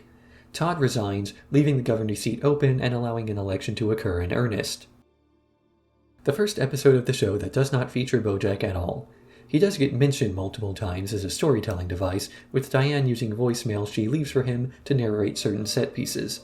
We see that, with BoJack around, everything largely continues on as normal, with the possible exception that Mr. Peanutbutter's typical hijinks are considerably more ludicrous than before. Maybe this is all the influence of his ex-wife, but possibly it's the lack of influence from BoJack. That subtle negative voice in your ear telling you things like, "You shouldn't run for governor, that's insane, you're insane, this whole state is insane for even considering this." We also get a flashback at the beginning of the episode, detailing how Mr. Peanutbutter was able to get his role on Mr. Peanutbutter's house by simply stumbling into the right place at the right time and being likable. So maybe this is meant to be a tale of what happens to certain people who are never told no. Season 4 starts a shift in subject matter that the show undergoes. It's never really shied away from touching on political topics, but this episode marks the point where the series seems to be taking a more overt stance, actively writing plots in such a way that politics coming up are an inevitability. Most of the time it doesn't distract from the show and its usual messaging, but thankfully there are internet tough guys like me who whine about it on YouTube, when and if it does later on down the line. The Old Sugarman Place. The episode takes place concurrently with the previous one, this time seeing things from BoJack's perspective as he returns to his family's old summer home in Michigan. BoJack fails to fix it up on his own, and so a neighbor helps repair it, Eddie, who doesn't fly. Interspersed through the episode are flashbacks of the Sugarman family's life there, as Beatrice's mother grieves a lost love and eventually receives a lobotomy because he didn't have therapy back then. Eventually, Eddie and BoJack finish rebuilding the house, only for BoJack to awaken an old trauma from Eddie when he tricks him into flying again. In the end, BoJack has the home torn down and he returns to LA. Season 4 marks another shift in focus of the series in the sense that its twin stories begin to take a much more thorough look at the past of the cast. While there's always been some aspect of history involved in the present, this is the first time that a character's early traumas have been the focal point instead of fuel for flashbacks. BoJack has made another attempt to retreat into the past at this point, and that retreat serves largely as a framing device for the real plot of the episode, involving the Sugarman family. We've seen him attempt to run away like this before. It's not a surprise that he's attempting it again, and it's not a surprise that he learns nothing from the experience either. When BoJack misappropriates a TV show moral to try and, quote, fix Eddie, we aren't all that surprised that it backfires. At this point, we as an audience have less investment on if BoJack can fix his issues, and more concern with how he's going to drag others down with him. There is a bit of optimism hidden in this episode's ending, however. We see that Joseph Sugarman has no intention of confronting the grief that Honey feels after the death of her brother, and instead has her lobotomized. A terrible ending for everybody. And in the end we see BoJack rejecting the notion of living out his days quietly away from the world, running from his issues the way his maternal grandfather once did. The only thing to see is whether he returns to confront his problems or embrace them. Hooray! Todd episode! An episode about Todd, and an episode about every single storyline that he ends up involved in due to the fact that he never really says no to anybody. Through his actions, he manages to get a fashion line, an engagement to a movie star, a DNA test on BoJack's biological daughter, Mr. Peanutbutter's campaign pledged to the Fracking camp, and an off-screen commitment to play in an orchestra. After wrapping up several plots that aren't really about him, he finally decides to walk away from a commitment and attend an asexual meetup, an action that he finally does on his own for himself. Despite being one of the characters with the most screen time, Todd never has really been a main character in any story, not even his own. Anytime he joins an improv cult or starts a taxi business, that plot usually serves to support another character, typically BoJack. He only goes on a creepy cruise so BoJack can save him as part of an ill-conceived redemption arc. He starts a company so there can be drama when BoJack sleeps with Emily.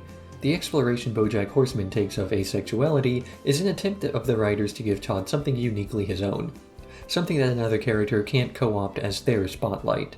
And this episode marks the point in time where Todd starts to believe that he's deserving of something to do that doesn't support another person. A thing I find strange about this episode is just how accepting BoJack is of Todd when he comes out to him. You'd think of any character to come out to in the show, BoJack is the least likely to be supportive or understanding of that fact.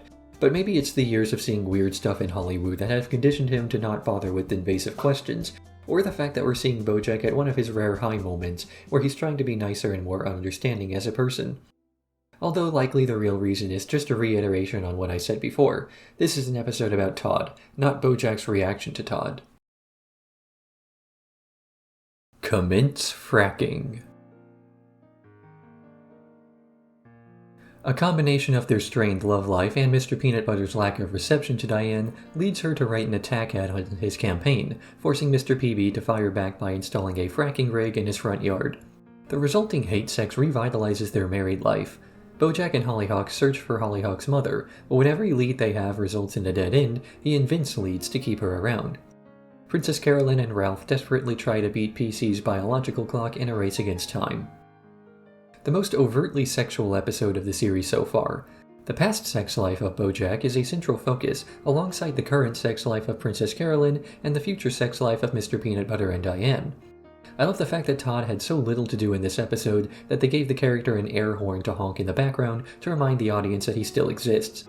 That's not a criticism. After the last episode, you really appreciate whenever he's not being dragged into something that shouldn't involve him. BoJack also makes up more of his mind regarding whether he wants Hollyhock around. At the beginning of the episode, he begrudgingly lets her stay on the couch, and by the end he considers himself finally ready to allow her to get involved in the cycle of familial pain that he himself is trapped in. The show stresses a few times that Hollyhock's adoptive fathers are supportive enough that BoJack could ghost her at any moment and she wouldn't end up scarred or alone the way so many others he's abandoned have. Fewer and fewer episodes moving forward have an entirely self-contained plot. While the show has always been serialized, we're now at a point where individual episodes are more about exploring individual aspects of a specific conflict, and it leads to moments that allow for much better comparisons to be drawn between characters and how they interact with the same, or at least similar, problems as the rest of the cast. Commence fracking is a good example of the new standard for the second half of BoJack Horseman. Thoughts and Prayers. Princess Carolyn struggles to keep her current movie from being in poor taste despite a slew of real-world shootings that make it a bad time to release. Diane writes a viral article on gun ownership that turns it into a new trend with women all over the state. But when a woman commits a mass shooting, she argues that the government can either work on making women feel safer on the streets or ban guns altogether. Hating women more than they love guns, they choose the latter. Meanwhile, BoJack agrees to let Hollyhock meet his mother Beatrice. But when the elderly woman doesn't recognize BoJack, he gets the idea to stage a live episode of Horsing Around to stir her memory. This doesn't work, she has a fit of violence, and the nursing home kicks her out to live with BoJack. Many of the actions in this episode reflect a selfish perspective on issues affecting individuals, for better and for worse. BoJack wants his mother to break out of her dementia and for her to recognize its face, a noble goal if it didn't exist with the intention of telling her off to her face. Princess Carolyn is focusing on trying to turn fear into something profitable for her client's movie premiere, and later hopes that women will be empowered and inspired enough to go consume a product. And Diane has a strong anti-firearm opinion until she herself experiences a sensation of safety when she finally starts carrying one. It's a sort of empathy one gets for a particular side of a discussion by actually viewing it from the, quote, other side that drives her opinions. Something that, while ostensibly good, requires far too much hands-on experience to really be a viable way of teaching.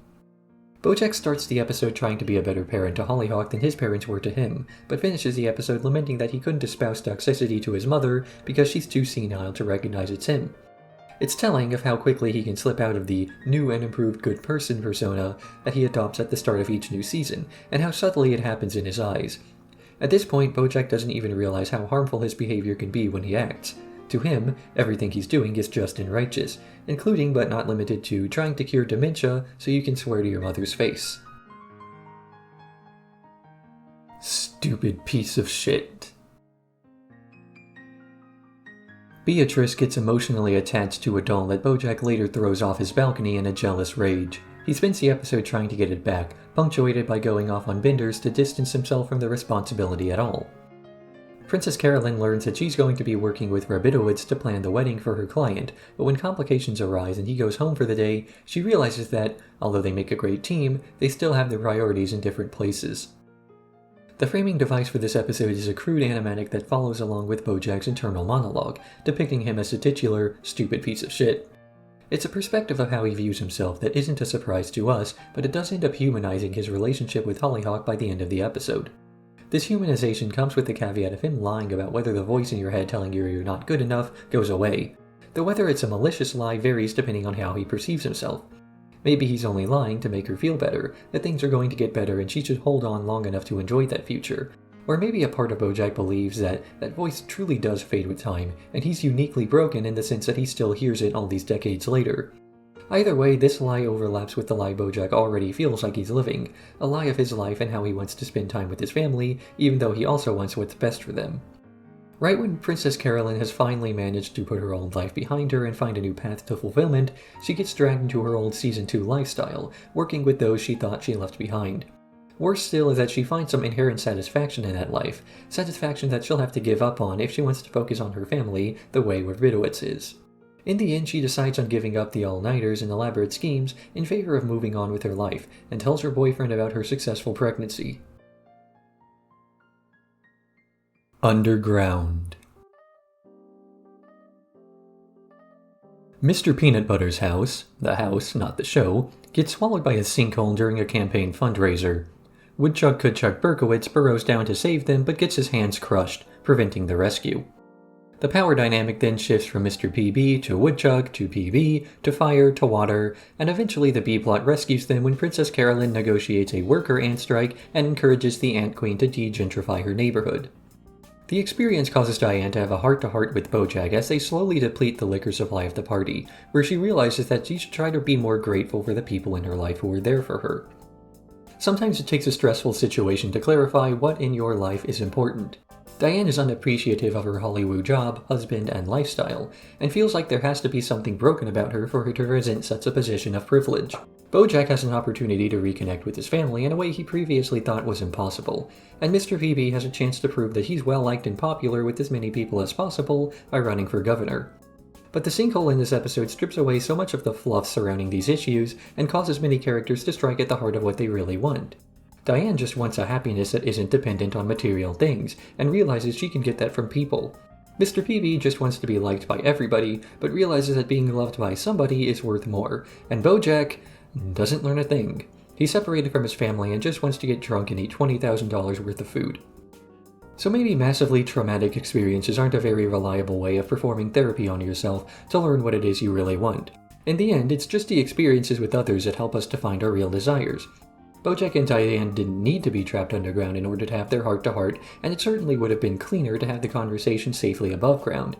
The narrative on good trauma gets elaborated on much more thoroughly in future episodes, but it's good to recognize it the first time the concept appears in an episode. The Judge. Princess Carolyn meets Ralph's family, who follow some archaic anti-cat traditions that throw some complications into their relationship. After his parents continuously disparage PC, Ralph stands up for her and announces the pregnancy. Todd and Mr. Peanut Butter create a clown dentistry business after Mr. PP drops out of the governor race, but he's dragged back in when his ex-wives team up together to take down Kudchuk Berkowitz. And BoJack gets, and then loses, a new reality TV show deal during an elaborate scheme to prove that Hollyhock's new boyfriend is just using her to get a script published. BoJack has spent the last several episodes conflicted on whether he really wants Hollyhock around, and now is forced to consider whether his decision to let her stay was the right one. As much as he wants to help her out, make her happy, and get a second chance at his relationships with daughter figures like Sarah Lynn, he also knows that the more time she spends around him, the more his personality will rub off on her. This is made worse when every issue she's facing is just a slightly different version of something he's dealt with. In this episode, it's the anxiety that a person who gets to know you better will lose that spark that made them spend time with you in the first place. BoJack desperately wants to protect her from falling into the same pits that he himself has stumbled into before, but also has to acknowledge that she may be avoiding them altogether, having never gotten the chance to be poisoned by his presence. The more good he sees in her, the less of himself he sees. This episode additionally sets up for the Season 5 episode, the Amelia Earhart story, as well as building on Season 3's Best Thing That Ever Happened by drawing attention to how much Princess Carolyn feels like an outsider at the Stiltons' house. It isn't just that she's a cat in an anti-cat holiday, or that she's a new girlfriend meeting the new family for the first time, but the allusion to the time that she was a girl who grew up as a maid for a rich family, now trying to fit in with that same group. Ruthie. An episode told as a series of flashbacks from the future, where Ruthie, Princess Carolyn's great-great-great-granddaughter, tells her class about her ancestor, and, the B-plot about BoJack failing to get Hollyhock's birth certificate. PC gets fired by one of her clients and finds out her pregnancy is non-viable on the same day that she learns a family heirloom is actually worthless.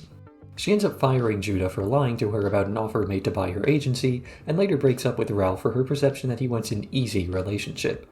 In the end, it's revealed that Ruthie is not a real character, just an imagination spot invented by PC to pretend that things are going to be alright in the end. Princess Carolyn's Ruthie character is something invented to make her feel better about her past, in the same way that the value of her family heirloom is. To believe that the family came from greatness and will return to greatness is a lie about the future, meant to make her feel better and derive a bit of relief from current misfortunes. This lying ends up being present throughout much more of PC's life, and it's something that she also has various interactions with through this episode in particular. She also fires Judah for concealing the truth in order to protect her feelings from the merger incident. Then she lies to Ralph about her pregnancy because she wants him to live in the fantasy that she herself believed in earlier.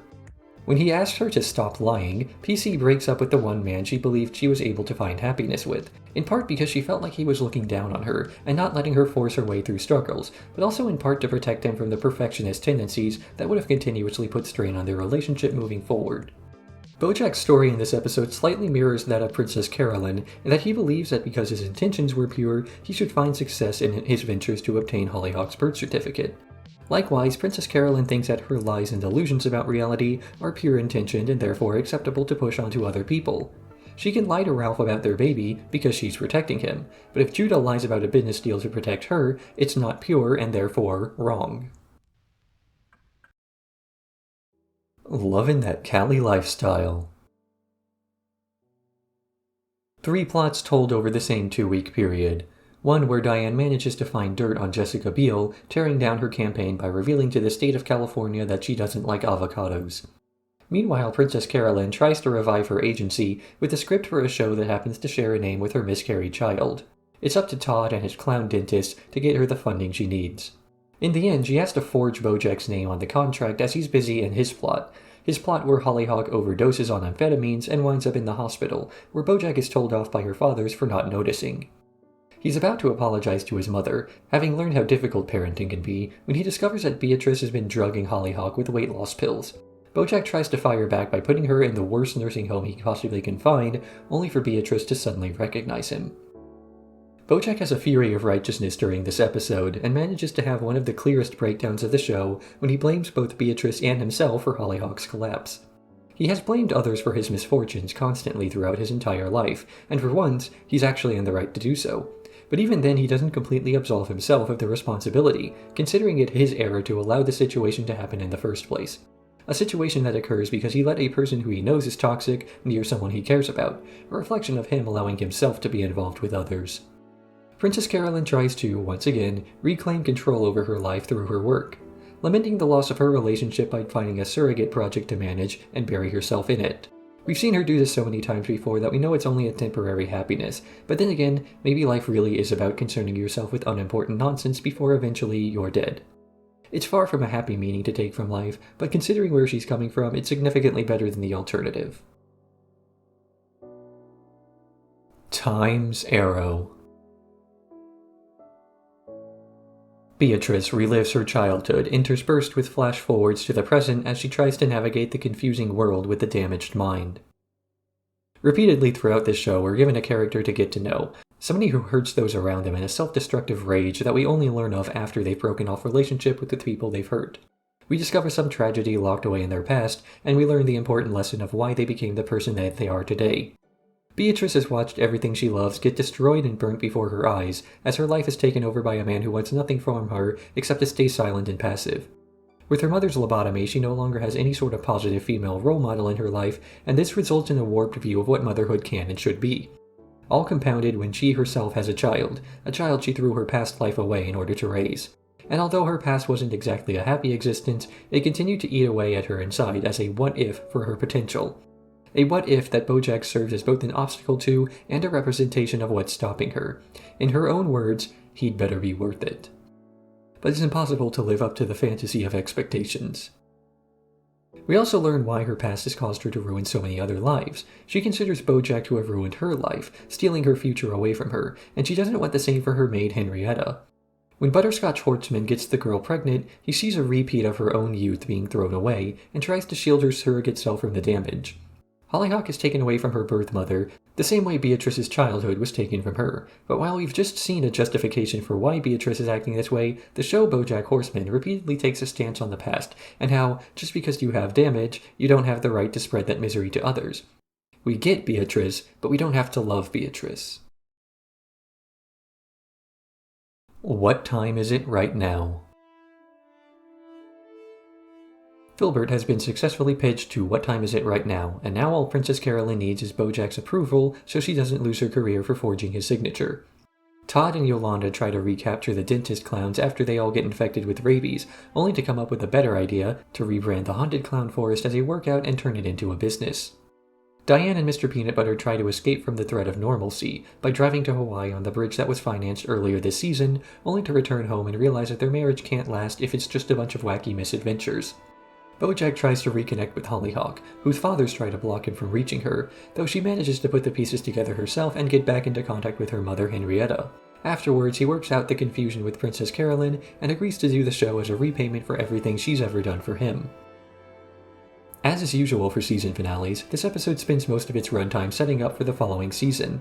BoJack agrees to a new project, Princess Carolyn has something to do, Todd meets a new girl in Yolanda, and Diane and Mr. Peanut Butter make an attempt to get their marriage back on track. In this case, however, we see that not everything goes according to what we've been conditioned to expect, as Diane is tired of trying to force herself to find the good parts of her relationship. Marriage is meant to be something that is for better or for worse, and so far all Mr. Peanut Butter and Diane have had are massive high points spacing out the low points of their time together. A marriage can't be held together by several grand romantic gestures strung together, but because that's all Mr. Peanut Butter really knows, it's what they've had to make do with. So this episode really does set up the next season, though rather than a return to normalcy as we're instead prepped for the next season's exploration of Mr. Peanut Butter as a character, and a chance for Diane to start living outside of another character's shadow, as she's been doing for 4 seasons so far. Season 4. Season 4 is a unique season in that it's the point where BoJack is probably at his peak for mental health through the present days of the show. Although he has no projects with which to spend his time, he does finally have a daughter figure, and he's making genuine efforts to be a good parent, even if those good intentions don't always end up as such. Maybe the real reason we don't see too much of BoJack's downward spiral in this season, however, comes from the fact that we don't see too much of BoJack, period. For a show with a title named after a character, the ensemble cast of BoJack Horseman is surprisingly robust. While the depth has always been there, this is the first season to lean further into how the individuals in BoJack's life live their lives independent of him.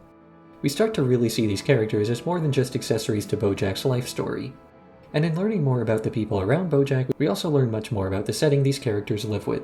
Season 4 is the most overtly political of the seasons. While there will always be some sort of message to any piece of media, Season 4 is when politics become the message rather than a more passive supporting idea. It helps to ground the show into a more realistic setting, making the audience more aware that these stories are being told to people who live in a very similar world to us. But some of the impact of the message is lost every time a person calls the district Holly Woo, or we see some crazy setting-based pun.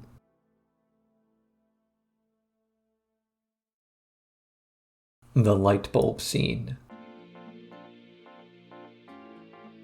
Princess Carolyn prepares to adopt, but ends up with a caseworker who is less than talented at her job. Mr. Peanutbutter and Diane finalize their divorce papers while trying to keep their relationship amiable.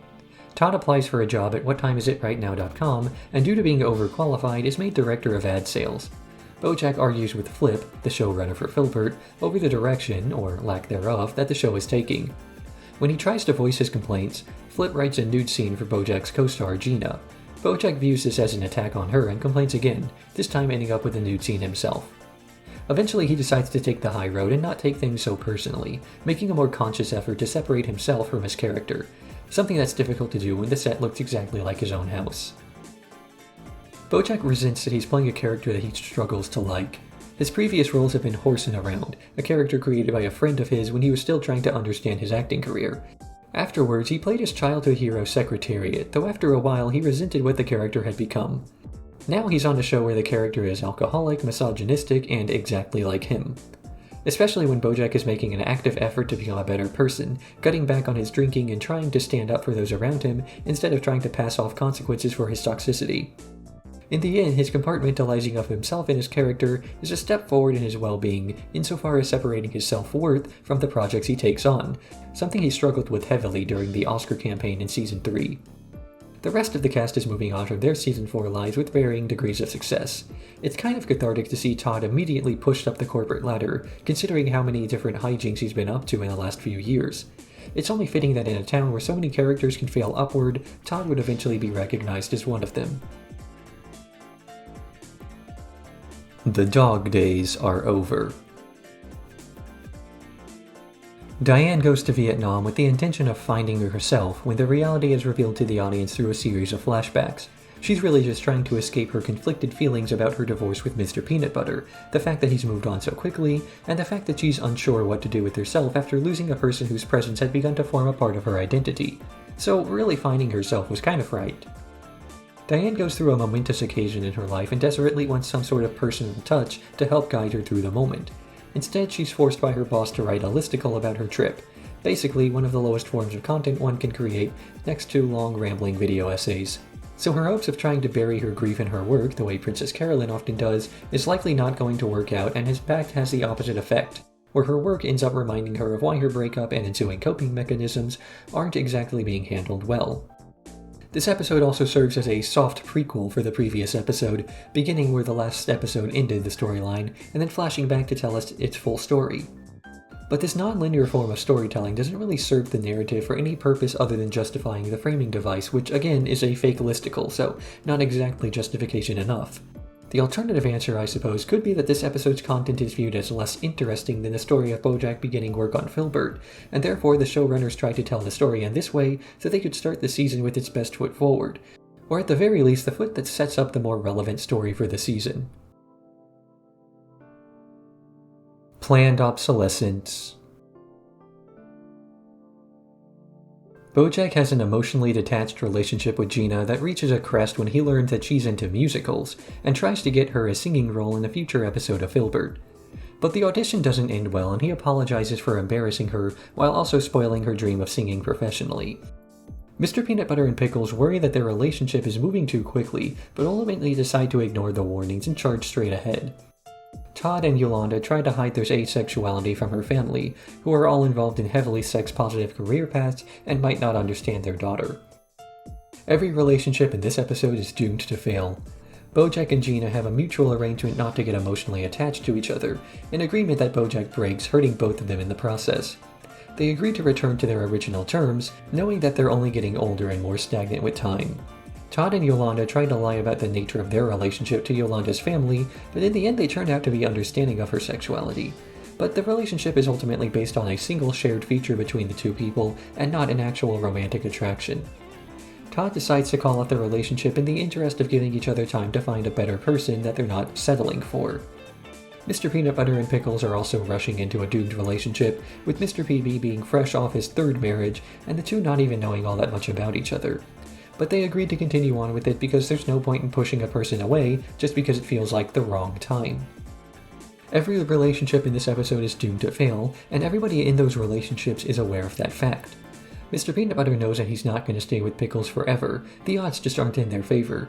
However, he knows that there's also no reason to avoid a relationship if you enjoy spending time with somebody, and that fighting against your desires to get closer to a person won't actually help you to be happy. Yolanda and Todd agree to postpone their relationship until they're both 100 years old, assuming they're both single at that time. Rather than simply settling for somebody who you're sexually compatible with, it's better to focus on spending time with the person you actually care about. And BoJack's relationship with Gina is also one that's doomed to fail. It exists as a result of the two happening to work together, an arrangement made out of convenience, and it's likely to fall apart for just as much of a reason, but again, they're already aware of this fact. BoJack the Feminist. Filbert gets a new co-star in Vance Waggoner, a Hollywood actor notorious for the multiple controversies he's gotten himself into. When BoJack accidentally scorns the actor, he's thrust into the position of a feminist icon for allegedly standing against Vance's sexism. He basked in this newfound glory for a while, before realizing that all the criticisms against the show Filbert are true, and that BoJack might be complicit in normalizing that kind of behavior. Already self-conscious about how dislikable his public persona is becoming, BoJack enlists the help of Diane to try to clear his character's name, and his by proxy. Meanwhile, Mr. Peanut Butter is trying to make his own public persona tougher, so he can get a wider range of roles, but every attempt to start a fight ends with him accidentally helping a stranger. In the end, he's given Vance his old role, as the studio is trying to find as non-controversial an actor as possible. At the end of the episode, Diane has a rant made towards Anaspanakopita repeated back to her about her role in supporting and protecting toxic actors by revealing BoJack's attempted statutory at the end of Season 2. Repeatedly throughout the show, we're given explanations for BoJack's terrible behavior before and after he does anything wrong. Considering that, in-universe, he's a star of a TV show and a major public figure, there's a sense that his actions are viewed by the narrative as acceptable. They're certainly viewed that way by the characters themselves, at least insofar as they're profiting off of his image. But then again, so too are the showrunners profiting off of BoJack's face. And while Hollywood was never shown to be a healthy environment from which to obtain moral lessons, Season 5 still makes an active attempt to reinforce the fact that, no, just because BoJack is popular doesn't mean that he's right. In the end, we're shown the position that BoJack's behavior comes from a lack of consequences for his actions. He never learns from his mistakes because so far, he's never had to. Anytime he ruins a close relationship or relapses into a bad habit, he ends up with an award or a TV show or a movie. BoJack the Feminist is an episode about how in his attempts to earn the flattery and respect of those around him, BoJack ends up letting other people enable his behavior, and this is the point where he becomes terrified that the life he's living isn't even his own. The Amelia Earhart Story. Princess Carolyn visits her childhood hometown in order to meet with Sadie, an expecting mother, so she might convince her to give up the baby for adoption. While there, she reminisces on her adolescence, the time when she got pregnant with the child of the family hers worked for before miscarrying it and losing the opportunity to live an easier life. She bounces between talking with Sadie and trying to manage to set a Filbert, before ultimately Sadie realizes how manipulative PC can be without even realizing it. Back in LA, BoJack tries to get out of doing his own stunts but fails, winding up with a back injury. The first time I saw the Season 4 episode Ruthie, it was hard to sympathize with Princess Carolyn after she broke off her relationship with Ralph. Her actions seemed manipulative, like she had to be in control no matter what, and she refused to take the easy way out of anything, even when the easy way was better for everybody. This episode gives more context to her actions, that she's never gotten the easy way before, and has gone a long time without much control over the actions in her life. It recontextualizes her decisions and paints a picture of her as a woman who just wants to do things her own way, even though she rarely gets that. So her breaking off a relationship with somebody who made her happy is viewed as her breaking off a relationship with someone who doesn't understand her. Like so many episodes have already done, the Amelia Earhart story gives us context for a character's earlier behavior, and like always, it doesn't try to justify that behavior. This episode calls out PC for her hypocrisy and manipulative tendencies when a lesser show may have simply tried to justify them without making her into a black and white, good action, bad action type of character. It's possible to add depth to a character without judgment if you respect your audience enough. Free Churro. BoJack gives the eulogy for Beatrice Horseman. Through this episode, he rants on his past life, his parents, and how all of their actions have turned him into the man that he is today. His mother is dead, and in her last moments she says, "I see you." This is just her reading the sign in the intensive care unit, but BoJack spends the whole episode trying to find some kind of meaning to the phrase. But there is none. Trying to assign meaning to a person's death is like posthumously trying to assign some meaning to their life. But for all the importance they're given, a person's last words are hardly ever more important than their first. People don't die for a reason because they don't live for a reason. People live for so much more than just one reason. The striking thing about the episode Free Churro is not the fact that it's a mainstream television show creating an entire episode that's a singular monologue with no cuts. It's the fact that this entire monologue is so entirely self-aware for BoJack to do. He rants about so many things, and every single point that he makes is one that shows a competent grasp of his own issues and his own struggles. That all of the shitty things that have happened to him throughout his life, and all the times that he's struggled grasping for self-improvement, are not a result of his lack of knowledge on the origin of his issues. It's not him failing to understand some deeper meaning in the world and his place in it. BoJack sees himself, and he still can't do things right. Interior Sub. Two women talk over dinner about their clients who make up the main cast of the show, just with different names to protect client confidentiality. The stories detail BoJack feeling as though he can't speak with Diane about his problems and going to her therapist in order to talk things over. But Diane is furious that what was once a space for her to get, space from BoJack was now being invaded by him. So she quits visiting her therapist and instead vents her frustrations by including BoJack's penny story from Season 2 in the most recent episode of Filbert. Todd and Princess Carolyn enter arbitration over a missing piece of string cheese, as Todd wants them to argue as co-workers instead of as roommates. So often BoJack's actions hurt the people around him in a way that causes them to want distance, but in this episode we see that, even in her attempts to get distance from him, Diane still finds BoJack invading her life for the worse. And so with her boundaries being violated, she decides to fire back in a directly hostile way, attacking BoJack with his own insecurities and showing that he can't really escape the damage he's caused others in the way that he always has. BoJack needs help, and he consistently refuses that help in favor of damaging others. When the situation is inverted, though, he starts struggling with how to deal with that. Todd in this episode starts a long argument with Princess Carolyn over an incident he caused that he refuses to resolve in a simple way, as he's afraid of the effect it may have on his personal life. Through the series, we've always given Todd a lot of leeway in his actions, largely because he's a comic relief character, but it's interesting to see how his antics can be legitimately harmful and stress-inducing to others. How many people were injured by a result of him creating and then abandoning a Halloween store with no real floor? Not to mention basically ruining Oxnard's life. He's Mr. Peanut Butter's accountant. It's telling that the show is beginning to deconstruct the sort of forgiveness we offer characters as long as they're entertaining, and that they're self-aware enough not to exclude Todd from that. Mr. Peanut Butter's Booze. An episode that is 3/4 flashback detailing Mr. Peanut Butter attending the same Halloween party 4 times over 4 different years alongside 4 of his exes. Well, future exes. Each party follows a similar pattern of the young couple being excited to attend together before ultimately ending up in an argument over Mr. Peanut Butter not being receptive to his current beau's needs. During the 3rd chronological flashback, we also see the moment where BoJack and Diane first meet, the moment he found out his dad died, and the moment that BoJack agrees to let Todd sleep on his couch. Mr. Peanut Butter is the type of person to run away from all of his problems. He puts up the veneer of having no deeper issues to his personality, but the reality is that he's never taken a second to do any introspection. If you're unaware of your issues, it's very easy to pretend that they don't exist. But the second you start to realize your own faults, it can be overwhelming just how many faults there are. And it's not as though introspection is an inherently bad thing. Taking a look at who you really are is the first step towards any sort of self-improvement. Because Mr. PB has never taken this first step though, he's never acknowledged that he has any faults and therefore isn't able to start working on them. This is why he cannot find lasting happiness. This is why he has to busy himself with unimportant nonsense.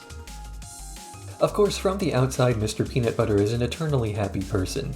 His life comes across as a type of the life of a person on social media would live, only sharing the best parts of it with others, while downplaying or outright hiding the worst aspects. This puts a heavy amount of pressure on those who surround and look up to him, as all of Mr. Peepee's girlfriends feel like they're the ones who are doing something wrong by growing up and trying to become different, better people. In this way, Mr. Peepee is a microcosm of pop media in general, internally idealistic, and putting false ideas of happiness into the heads of others. Ancient History. Princess Carolyn tries to option a birthday card for a movie at the behest of Mr. Peanut Butter, and she reunites with Ralph, who helps take her to the hospital for a baby who's been put up for adoption. But she ends up accidentally inspiring the mother to keep the child, and also refuses to get back together with Ralph after he argues with her over her choice to adopt. Todd creates a sex robot named Henry Fondle in order to try to regain his relationship with Emily without the awkwardness around his sexuality overshadowing things. Hollyhock visits BoJack for a day, but freaks out when she sees the pain medication he's been taking for his accident on set and flushes them down the sink. They spend the episode trying to find more meds for BoJack, though as they're running about it becomes clear that BoJack only really needs the medication psychologically. After BoJack drops Hollyhock off at the airport, he intentionally runs into traffic to score more pills. This is an episode about fixing relationships, or at least attempting to. Ralph tries to fix his relationship with Princess Carolyn, only for the couple to reiterate on the differences that they had together. It wasn't just a disagreement over the adoption option, it was a failure to communicate why they disagreed in the first place. Todd is hoping to have a romantic, non-sexual relationship with his old high school friend, but his attempts to try to find a middle ground between them result in, well, a giant sex robot named Henry Fondle burning down part of PC's apartment. And BoJack tries to fix things with Hollyhock after their last in-person meeting left so much unspoken. But his failure to move past the substance abuse issues that have been plaguing him for a while leave the relationship worse for wear, although there's still enough of a connection between the two that they can pretend things are fine. Yet when BoJack finally lets Hollyhock out of his sight, he regresses hard back into the damaged lifestyle he's been trying to escape. Between his most recent project wrapping up and Hollyhock leaving him alone again, he has nothing to do, and so he turns to drugs and alcohol to try to fill the hole inside of him, a hole he's been trying to fill with some sort of meaning. But seeing how much his issues are damaging Hollyhock has let him know that, purposeful or not, his life has a draining effect on those around him. Head in the Clouds. Filbert premieres its first episode and is remarkably well received, drawing the love and admiration of the public, but driving conflicting feelings into Diane, who hates the underlying message of the show and resents that she's played a part in its creation. Her fear is that it justifies and glamorizes the terrible things that Filbert does, and she may be complicit in the destructive message that the show sends, especially when BoJack gives a speech about how the show made him feel okay. On the comic relief side of things, Todd's sex robot becomes CEO of What Time Is It Right Now, and orders a second season entirely through innuendo, while Princess Carolyn mediates a copyright dispute between two 1920s stereotypes and the show's writing staff. This episode really summarizes the message that Season 5 has been trying to drive home, that of a sort of guilt that the writing staff feels for the visibility they've been giving to so many issues without proper commentary. Too often, people will see a dysfunctional character in media and say, "Wow, he is literally me for real," without wondering if that's a healthy way to engage with the work. Diane serves as a stand-in for the responsibility that the creator of a work has, that if you glorify violence or sexism or a destructive behavior, then you're giving the audience the okay to replicate that behavior. And while Diane is the creators trying to warn their audience not to take the wrong ideas, BoJack serves as a warning for what might happen if you ignore that advice. You end up convincing yourself that it's okay to suffer because it makes you interesting and deep, and that other people do bad things like that all the time. But BoJack is not a character to idolize. He never has been. In him, we see a miserable person who cannot, to save the lives of those he cares about, make any genuine efforts towards self-improvement. It's okay if you see aspects of yourself in flawed characters. It's okay to be comforted by the fact that you're not going through your struggles alone. But it's not okay to be complicit in winding up like him. His story cannot have a happy ending without him earning it, and the story of the people who idolize him cannot have a happy ending if they don't fight for one just as hard. The Showstopper. After receiving an incriminating letter in the mail, BoJack tries to get to the bottom of who it is that's threatening him. Filbert turns to all the most common leads, but can't seem to figure out who it is that's behind the murders, made worse when he's confronted by the fact that his old partner may have never existed. Filbert searches for the man who's been haunting his life, only for BoJack to find that it may have been him all along. Unable to separate the character from himself, he ends up strangling Sassy, only for the crew to have to intervene and pull him off his co-star. Don't Stop Dance Until the Curtains Fall is a musical number that occurs late into this episode that happens inside of BoJack's head as a hallucination from his pain meds. It picks from earlier in the show, combining elements from Gina's ruined desire to sing as far back as BoJack's advice to Sarah Lynn on the set of Horsin' Around. Never stop dancing. The audience will always want more show. No matter what, the show has to continue. And this is the point where BoJack starts to wonder if putting on shows is worth it for him. Ever since he was a child, he was begrudgingly performing the Lollipop song for his mother's socialite friends, and has made an association in his head between being on stage and fighting for affection from an increasingly uncaring audience. Of course BoJack would conflate his characters with himself. It's more or less an inevitability that he would. He derives his self-worth from the way others view him, and the way others view him is through his work. If he's not acting, he may as well not exist. At this point, it's probably safer to say that Filbert is the real person, and BoJack's the character that he plays. Before that, it was Secretariat. Before that, the horse from Horsin' Around. And an argument with the co-star can be resolved by strangling the character she plays, because the inverse would be true for himself. The Stopped Show. Princess Carolyn and Flip try to convince the network to hold out for the show Filbert to stay on the air after BoJack's strangling incident by having the cast give an interview about how it's not such a big deal. Gina is clearly in disagreement about the fact that BoJack gets to get away with his actions, but agrees to give the interview anyway for her own sake, so she isn't just another of BoJack's victims. But the show, and Henry Fondle, both get their plugs pulled when his battery runs low and he's accused of sexual assault by basically everyone he's come in contact to with Inception. Todd puts the sex robot down and goes on with his life, as Diane checks BoJack into rehab and goes on with hers. I've said before that one of the main reasons BoJack never improves himself is due to a lack of consequences for his actions. No matter who he hurts, he always avoids facing the brunt of ramifications. He can ruin Sarah Lynn's life, and she's the one who dies. He can try to sleep with Penny, and she's the one with trauma. The worst thing that's ever happened to BoJack is that he feels guilty for hurting others, and while this is practically debilitating for him, it's also a cause for why he's never able to form a close relationship with anybody else. He hurts them, but he never really gets to empathize since he's never going to go through the same thing. His suffering is his own, and at the end of the episodes, it's his responsibility to take care of it. Speaking of toxic characters who finally have to face the repercussions of their actions, Henry Fondle gets tasered to death this episode, a humorous twist on the sort of center of attention failing upwards that BoJack himself has embodied. He's too profitable for anybody to allow him to fail, and so despite his obvious faults, nobody holds him accountable. In the end, BoJack gets off much more easily than Henry, who has done enough getting off for one lifetime, as BoJack is going to get a second chance whether or not he deserves one. Season 5. Season 5 is when BoJack Horseman the show starts to make a severe tonal shift towards meta-commentary about BoJack Horseman the character. This is being done partially in response to the response online to the show. Many people viewed BoJack as a relatable and misunderstood character and started to self-insert as the guy that they empathized with his struggles. And while empathizing with the struggles of a character is more or less the entire reason fictional characters go through any sort of ordeal at all, the rest of the takeaway is incredibly misguided. BoJack struggles in his everyday life and ultimately fails to overcome these struggles. He repeats the same mistakes time and time again and refuses to grow or be a better person.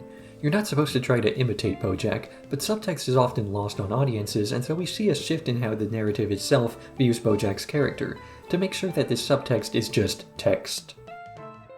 BoJack fails to separate fiction from reality, and this is something that the show doesn't actually go that far in blaming him for doing. Episodes like BoJack the Feminist outright state that fiction normalizes behaviors in reality, and that the way that stories portray anything will eventually lead to that thing being viewed similarly. So to see Hollywood glamorize Filbert's actions is a mirror to the way that the real world can potentially view BoJack's behavior.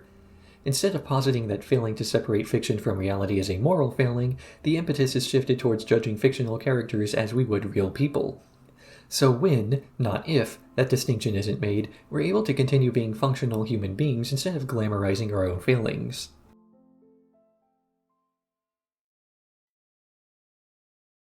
A horse walks into a rehab.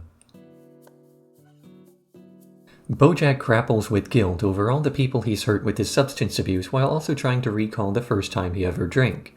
While in rehab, he ends up feeling guilty for encouraging another patient to escape and tries tracking her down in order to convince her to stay sober.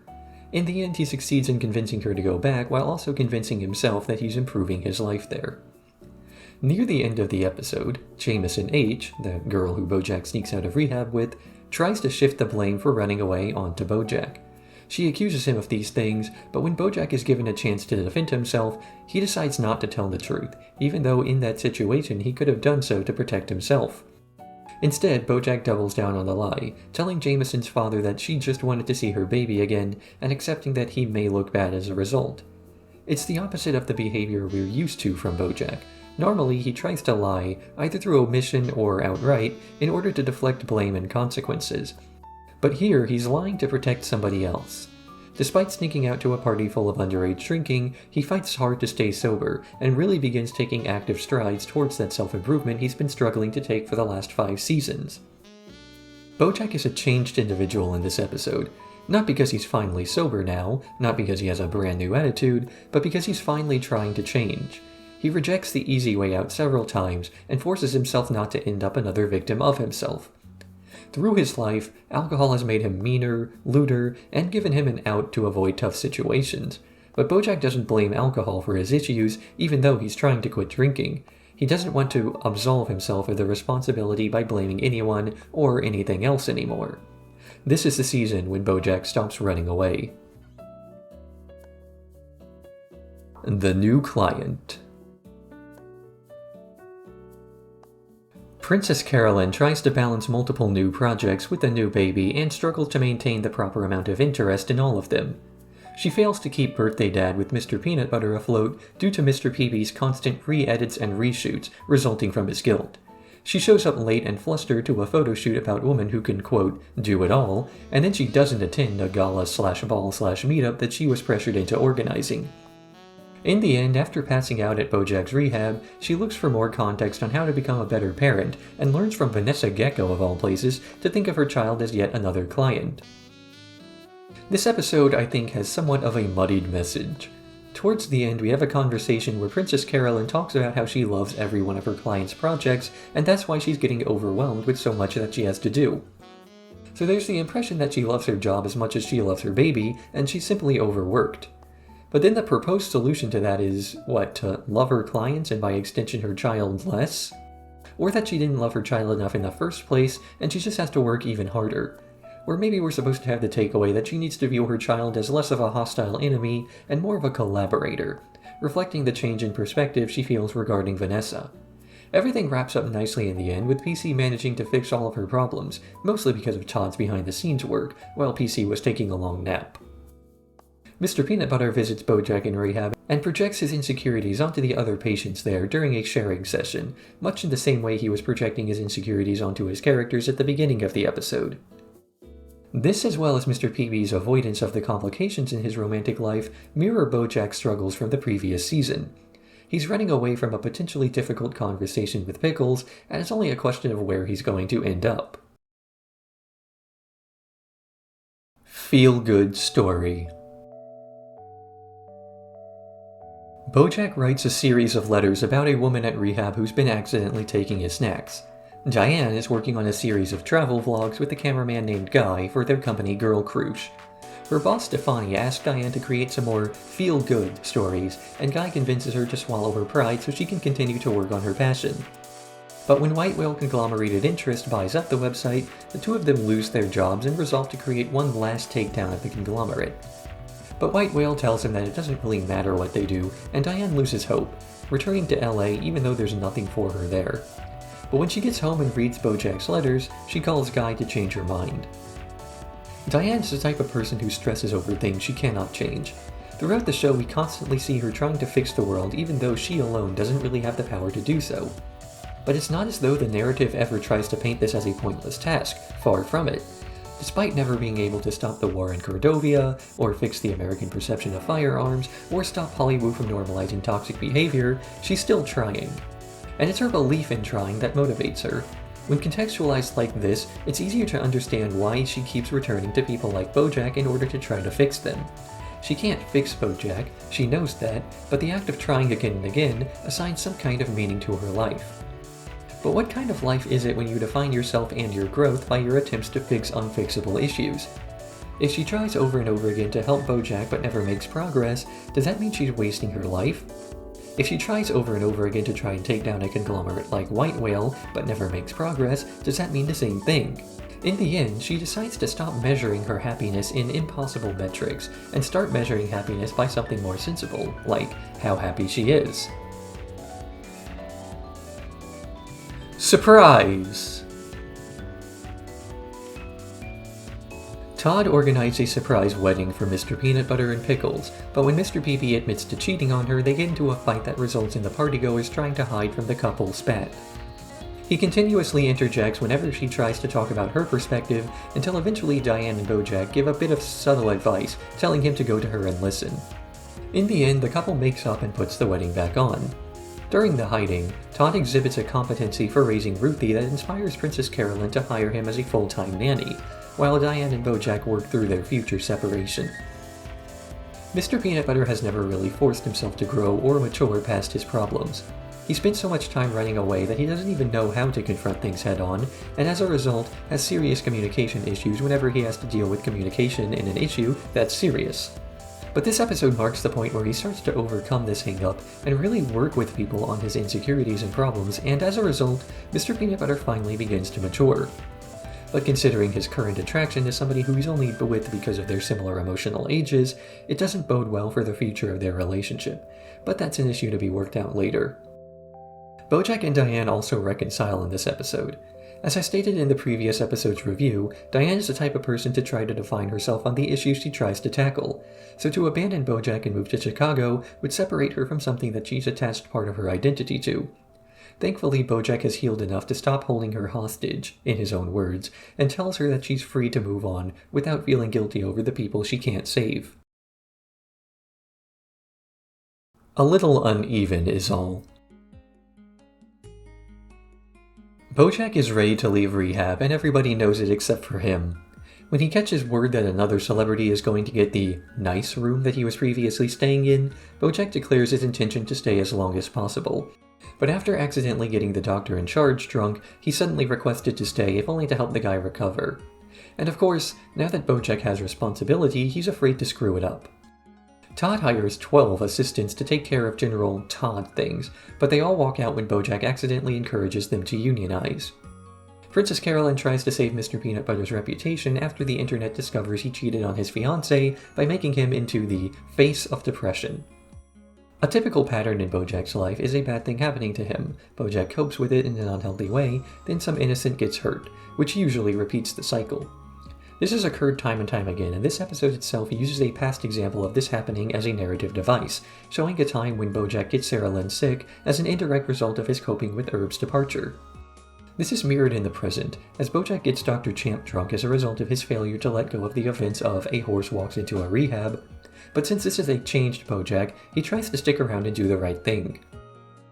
Despite BoJack changing during his stint in rehab, he's still hesitant to leave and go back into the, quote, real world and face his usual temptations again. His fear is that it was never the alcohol that caused his issues, never the substance abuse, never the withdrawal symptoms. His fear is that it was all him all along, and that the extreme step of actively seeking help will have done nothing. If a professional can't fix his issues, then it's completely likely that his issues cannot be fixed.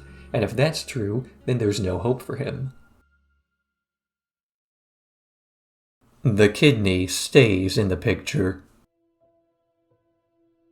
BoJack tries to help Champ get sober again after the previous episode, only for him to realize that Champ doesn't actually want the help. So BoJack checks him into a different rehab center to try to absolve himself of the guilt. Princess Carolyn and Lenny Turtletop try to break the previous episode's assistant strike by giving promotions to all the strike's leadership. But when she remembers a similar tactic being used on her to stifle her career growth, she calls in Judah to assist the strikers. Todd's stepfather returns to him to report that Todd's mother is in a coma and needs a kidney, but Todd recently sold his kidney on the black market, and the two have to work together to get it back. Jorge's criticisms of Todd come down to his reasoning that he had to work hard to get the things that come naturally to Todd due to the latter's whiteness. In this same episode, we hear an exclamation that BoJack has a resentment for horses due to his upbringing, as horses remind him too much of his father, and he subtly resents and craves attention from them. As a result, this episode stands out pretty heavily against the world building of the rest of the show leading up to this point. So far, racism has only been subtly hinted at, mostly for throwaway jokes involving a character getting another character's species mixed up or making a poorly timed joke. Now we have an episode where visual racism is directly addressed rather than simply alluded to. It comes across as a forced moral in a show that's been almost entirely opaque in its colorblindness so far to suddenly include it in multiple places. This isn't to say that racism itself is a topic that's too taboo to mention on BoJack Horseman. I've already brought up how the show sidesteps the issue altogether back when I was reviewing Season 2, and it's for that reason that the sudden inclusion stands out so much. There have been 5 seasons for the showrunners to include a plotline that addresses racism. It's not as though they've ever strayed away from similar topics, so for it to come up almost as an afterthought now feels lazy at best and forced at worst. The face of depression. BoJack decides to travel the country in order to avoid going to the house he was when he was his old self. While traveling, he makes a point to apologize to many of the people he's wronged, as well as reconnect with others. Eventually, he ends up getting a job teaching drama at the university Hollyhock attends. Mr. Peanutbutter continues his tour as the face of depression, misunderstanding messaging, and believing himself to be depressed. Diane begins taking antidepressants at the behest of her new boyfriend and BoJack. Princess Carolyn finally manages to negotiate a proper end to the assistant strike, rehiring Judah in the process. As far as themes go, this episode's common theme is about as straightforward as it gets. That theme, of course, is healing. Now, did you think I was going to say something else? Each character in this episode who is making changes to their lives are doing so at the assistance of somebody else. BoJack is able to overcome his guilt over Sharona's firing back during his horsing around days, not just because he apologized, but because she forgave him. Princess Carolyn is able to make up with Judah after their previous falling out after strike negotiations are called off. Mr. Peanut Butter and Pickles are able to find a proper resolution to their relationship woes when PB weighs in on somebody she can sleep with. And Guy is able to stop arguing with Diane, forgiving her even though no apology was ever necessary. And the reason so many of these apologies aren't needed is because action has been taken to avoid hurting each other again. Diane starts taking her antidepressants, not only for her happiness, but so that her suffering won't spread to Guy. Mr. Peanut Butter helps Pickles in her search for the perfect partner with whom to get even, showing that he's now fully supportive of the idea. Princess Carolyn can give Judah a proper apology after helping to make a less toxic work environment for him. And BoJack is able to apologize to Sharona, not by actually saying sorry, but by saying it during an Alcoholics Anonymous meeting, showing that he's actually made a commitment to self-improvement. Because the apology on its own means nothing without some actionable changes to prevent the next apology. A quick one, while he's away. Hollywood reporter Paige Sinclair and Maximilian Banks are on the trail of a new story, investigating the death of Sarah Lynn, piecing together her final few days. Kelsey Jennings tries to escape the director's jail of filming lowbrow commercials posing as highbrow indie-tainment and gets a superhero project. Gina Kasdor is nearly cast in the role, but an on-set incident causes her to lose a recommendation for the spot.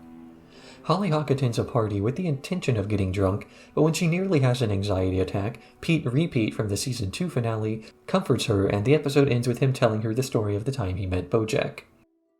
A series of quick plots detailing the lingering consequences of BoJack's actions, with none of the main 5 characters appearing.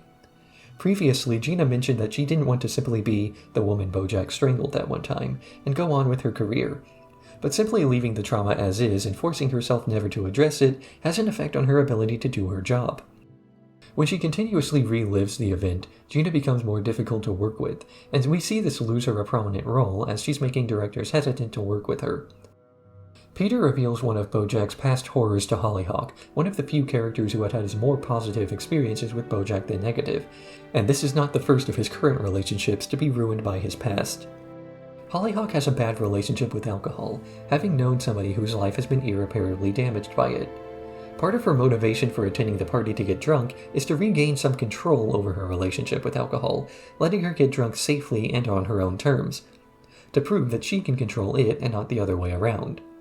Of course, having this trauma on the forefront of her mind while she hears about BoJack's past certainly won't help her to put her in the right headspace to hear that information, only making it even more damaging as a result.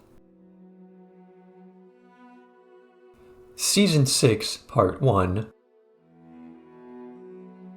Season 6 is slightly longer than every season, but has the caveat of being split into 2 parts, each 8 episodes long. Partially, this is because the showrunners were given a warning that this would be the last season, a warning that was given before the season had started being written. This is significantly more warning than most shows on Netflix are given, and it allowed the showrunners to plan around not having to leave things open. Of course, this means that every plotline that they want to resolve has to be resolved. Every character needs to have an ending, and there should be a general sense of satisfaction that doesn't leave too many viewers wanting for a 7th season. So in order to give proper time to give every beginning an ending, the season was stretched out, and the 2-part system was a means to allow something to be delivered in a timely manner given the extra effort that was needed. But overall, the first part of Season 6 is actually a satisfactory ending to the show overall, if this was the type of show that could have a happy ending. But BoJack Horseman is not a show about Hollywood happy endings and karmic satisfaction. Instead, it's a show where actions have consequences and damage done will remain until it's fixed properly. Self-serving behavior gets called out, and when somebody is hurt, they internalize and remember that pain. So while Season 6 Part 1 ends with BoJack ready to move on from his past is far from moving on from him.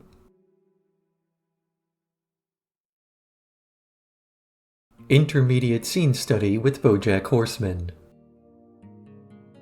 BoJack is teaching a semester at Wesleyan, slightly overwhelmed at both the enthusiasm and naivety of the students. He encourages them to act with better range and more realistic expectations, but this largely results in the students crashing his AA meetings. He gets Princess Carolyn to speak to them about the business side of things, and even manages to fail to convince a student not to go to Hollywood and finish his education. While teaching the semester, he also studies rugby rules and lingo so he can better maintain a relationship with an increasingly uninterested Hollyhock. After a successful student showcase, he feels as though he finally has found a place where he belongs, only to suddenly receive a phone call from Charlotte demanding that he stop reporters from bothering her daughter. BoJack has finally found a place where he feels like he belongs, but that doesn't mean he's moved beyond his BoJack self. While it's true that he's a changed man or horse, there will still be some aspects of his personality that can't be blamed on alcohol or substance abuse or the Hollywood lifestyle. Things like his desire to project his own insecurities onto others, or to ignore lingering problems by never addressing them. He tries so hard to get closer to Hollyhock, but she never reciprocates these feelings, yet BoJack never gives up on a clearly one-sided relationship. When a student of his is offered a career in Hollywood acting in Birthday Dad, BoJack tries to convince the student not to go, to stay where he'll be happier. Of course, college is where BoJack will be happier, but again, he's merely projecting. So this is the first episode that properly allows BoJack to experience the world through lenses of anything other than his old drunken self. His first time as new BoJack, having a plot to resolve, a thing to do, a story to tell. And while we don't get every single story a nice wrap-up, some things still remain unresolved.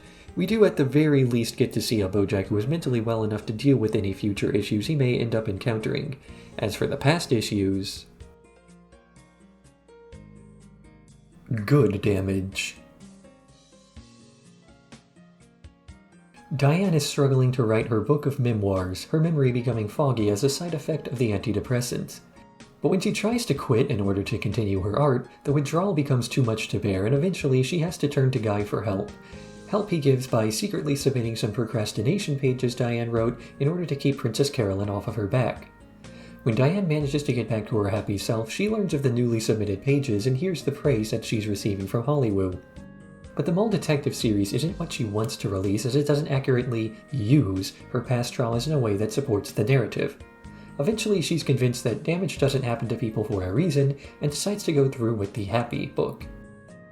Diane is feeling much better now that she's on antidepressants, but whether she feels better about herself is something she's unsure of. She spent so much of her life depressed that the condition has become a part of her identity, and to drop a part of your identity is like abandoning a part of yourself. Without the depression, is she still really Diane? Does she even want to be that Diane? In the end, she tries to suffer for her art, going off the antidepressants so that she can feel bad again and ideally make something profound out of that pain. But pain isn't something that people feel for a reason. Life's not a TV show where emotional arcs exist and characters are stressed so they can become stronger. In the end, she accepts that damage is random and stops trying to assign meaning to it, embracing a truly happy life. But there is still one lingering thought. Penny wonders if she can't relive her traumatic experience one more time in order to protect others, talking to the reporter so they can warn the world about BoJack. It's a similar line of logic to Diane hoping to relive her pain in her memoirs so that she might be able to protect some other young girl out there. The two women believe that, if they hurt, they should do something with it, otherwise they're nothing more than victims of their own lives. Sunk cost and all of that. BoJack, Princess Carolyn, and Diane help BoJack brainstorm ways to deal with the impending story about Sarah Lynn that's sure to publicly haunt BoJack's new career and life. As they discuss whether to admit wrongdoings or weasel out of responsibility, Mr. Peanutbutter and Pickles and Joey Pogo have a three-way marital dispute about the restaurant. They all want different things from it, but only Joey and Pickles' dispute really matters as it's a front for their newly found feelings for one another. In the end, Pickles decides that she wants to go on tour with Joey, and Mr. Peanutbutter agrees that she should go, if only because he wants to avoid an argument. Back at Wesleyan, BoJack finally decides to side with Diane and admit the truth about Sarah Lynn to the public. BoJack's relationship with his past has been a long and complicated road to an unsure conclusion. For the first several seasons, he's been obsessed with his own history, viewing his time on Horsin' Around as the peak of his life, and desperately vying to recapture those glory days. But as of Season 5, BoJack has finally realized that his future is more important than his past, and he's internally reconciled with many of the truths he's been neglecting for so long. BoJack has finally managed to put his past behind him, only for his past to refuse to part ways. No matter what, the type of person he used to be is still a part of him, and he needs to accept that. It's for this reason that he makes such an effort to ensure that his students are shielded from learning the truth, and that they can enjoy the night of their performance. To him, their college years reflect his Horsin' Around years, the best of their lives and something to never forget. Mr. Peanutbutter has been avoiding confrontation his entire life. He's a passive individual whose philosophy has always been about moment-to-moment pleasures, and getting into fights with people is never a part of that. But during this episode, Pickles and Joey get into a disagreement and their relationship is made much stronger as a result, stronger than the superficial relationship between Mr. PB and Pickles. Sometimes you need to do something that's not easy in order to make things better for yourself and those around you, because if you constantly try to take the easy way out, you'll end up with no control over your life.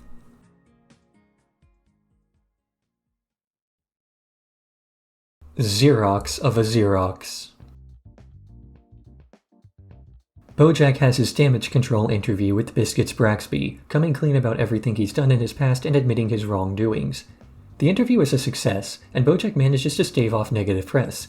It's so well received, in fact, that people tell stories about how his bravery in admitting what he's done has given them a small amount of inspiration to improve their lives.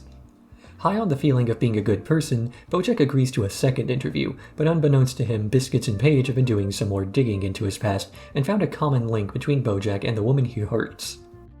The second interview runs, and BoJack tries to escape the scorn of the public by revisiting his comedy club days. Meanwhile, Todd has a date with Maud where the two decide to move in together. Diane meets Guy's son, Sonny, and manages to bum him out within 2 minutes of conversation, and Mr. PB breaks up with Pickles via text.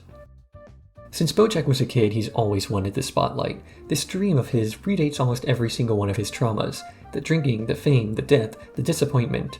As a child, he would stare at the TV screen and watch his heroes and dream of being anywhere else, and we can see that even in his adult years, that dream still persists.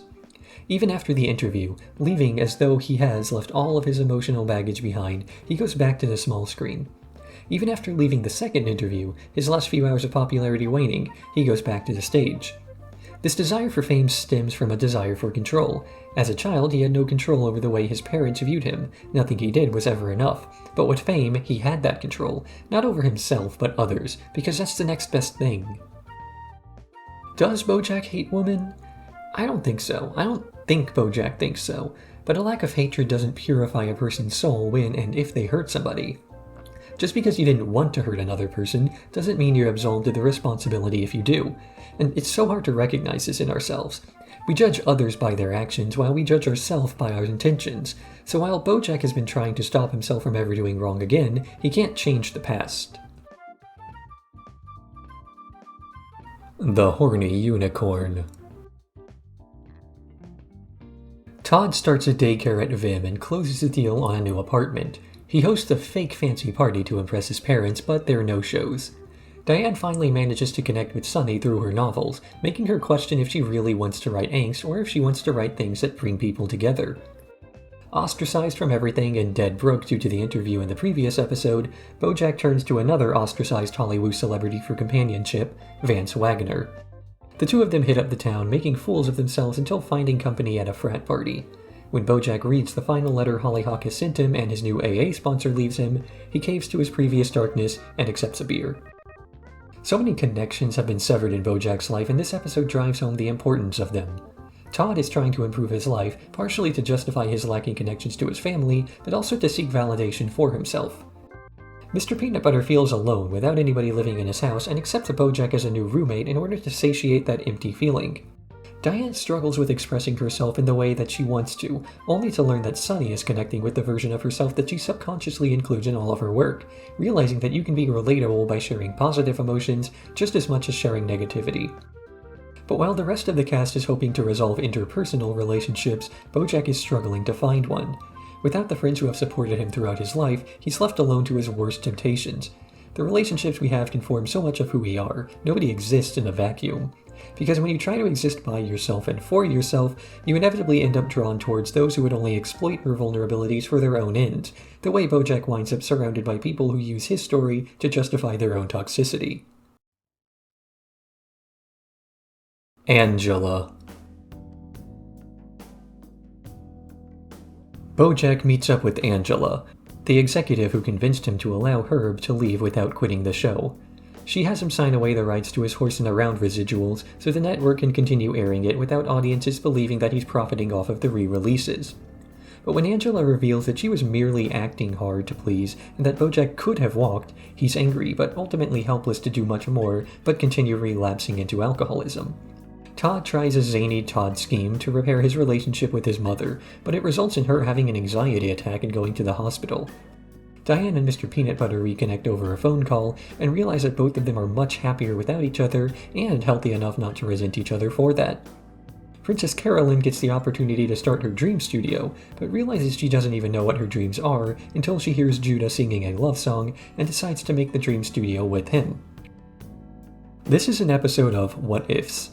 What if BoJack had stood up for his friend and kept his high opinion of himself? What if Princess Carolyn actually got everything she wanted from her career? What if Todd and his mother had never actually had the falling out and he still lived with her? What if Diane and Mr. Peanut Butter had never met? The conclusion to all but one of these plots is a positive one. If Diane and Mr. PB had never met, they never would have become the improved people that they currently are and would be much worse off. If Todd's mother had never kicked him out, he never would have become an adult on his own and eventually run his own daycare. Princess Carolyn never could have started her own studio before because she's only just now had the self-esteem to do so.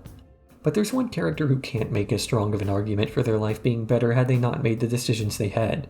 BoJack convinces himself that if he hadn't turned his back on Herb, if he hadn't gone into stand-up, if he had let Sarah Lynn live, if he hadn't relapsed, if he had done so much differently, that his life wouldn't be in the state that it's in, that the hardships haven't done him any favors, and he should have had an easier life. But it's not a matter of your hardships improving your life. They're only opportunities to grow as a person, and you need to be able to take those on if you want to make things better. It's BoJack who failed his life, not his life that failed him. The View from Halfway Down. BoJack attends a party for himself, accompanied by everybody he's ever known to die while close to him. They discuss the high parts of their lives and the low points, enjoying a feast of whatever it was that killed them. A show's put on with each person making one final performance before entering a doorway and being consumed by nothing. While BoJack is drowning in his pool, his brain fires the last few synapses it can while trying to make peace with his own death. He seeks this inner peace by hoping to cling on to somebody else who has died, but of course death is an experience that cannot be shared with the living. So he hopes to make peace with himself by trying to justify his existence through his life, rather than their deaths. There's a discussion between the partygoers on what sacrifice means, and if hardship for the sake of going through hardship is at all beneficial or justifiable. But rather than a conclusion, the show begins, and everybody participates, including an unwilling BoJack. It's around this point where he realizes that death is an inevitability. If not now, if not tonight, then eventually. He will die, and the only thing that he'll leave behind is what he did to others. The awards, the titles, the leading roles. After death, you relinquish control of what those things mean, and it's left to the interpretation of others.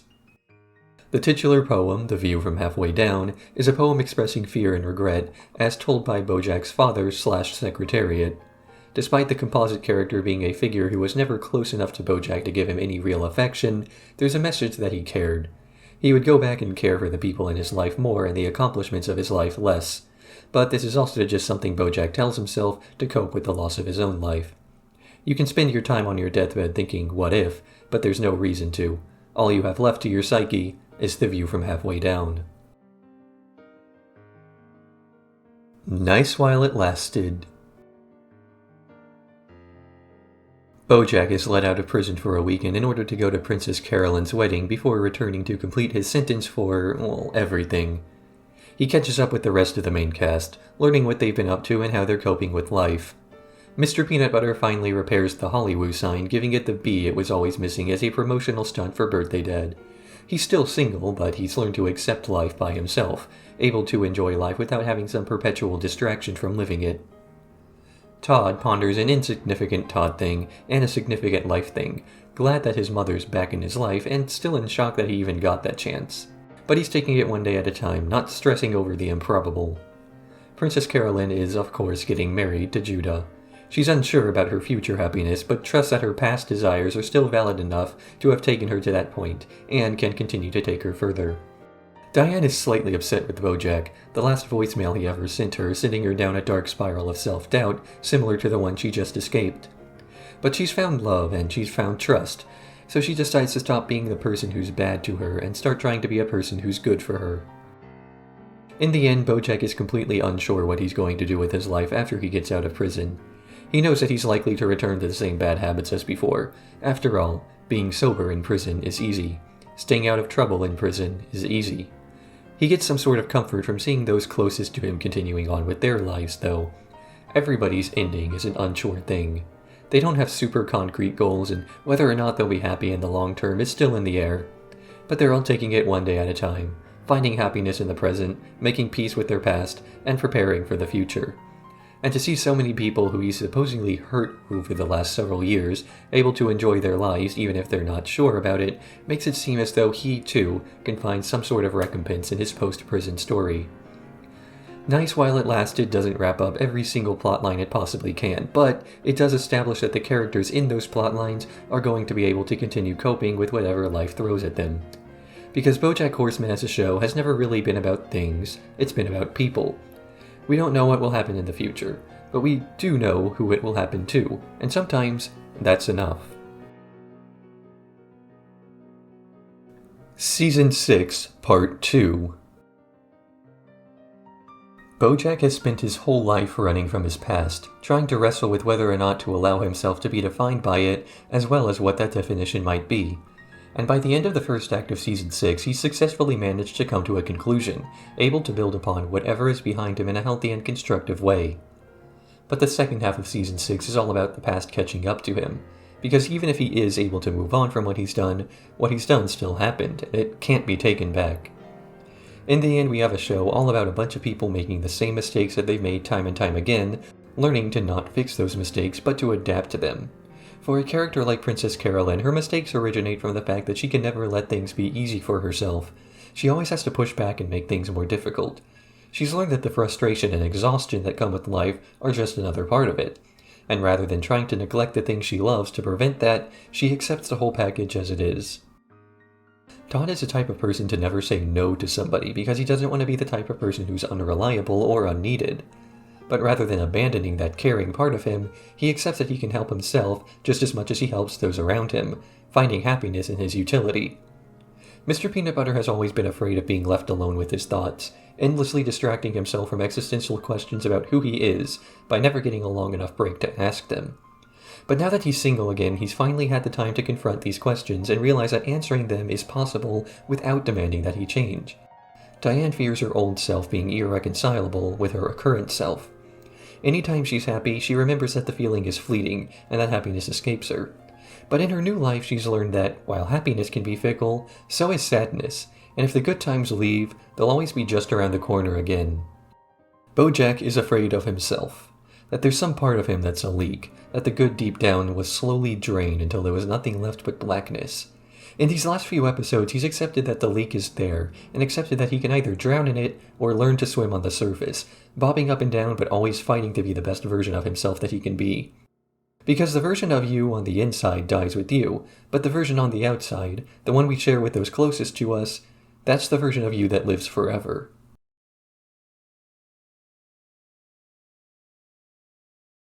BoJack Horseman, The BoJack Horseman Show, Chapter 77. Thanks for sticking around this long through the video, or, if you just skip to the end, that's fine too. Despite the title, this wasn't actually a short retrospective, and I don't expect people to watch it all in one sitting, or, even watch it at all. If you just had this playing in the background while you worked on something else, it's kind of what I was going for. Making this video was much harder than it had to be. It was full of so many issues and hang-ups, including one that basically made me start over from scratch right before it was done. But it's here for now, and I'm just glad I can finally start sharing it with everybody else. I am slowly coming around to the fact that I enjoy making this type of content, so while I would normally do some kind of "this is unusual for me, don't subscribe if you're expecting more like this in the future," it's probably dishonest to say that at this point. I don't know what the next video essay will be, but at some point in the next couple weeks I'll remember something I like and decide that that'll be it. I know that I wasn't as comprehensive as possible in this video, so if you thought of something that I didn't mention, feel free to leave a comment about that. I read every single one of them, even if I don't reply as often as I think I should. If YouTube hasn't changed its formatting again, there's probably some stuff on the screen linking to other ramblings I've recorded in the past. You can check those out, or not. I'm a guy on YouTube. You're not beholden to anything I ask of you. Signing out, this is video. Games, obviously.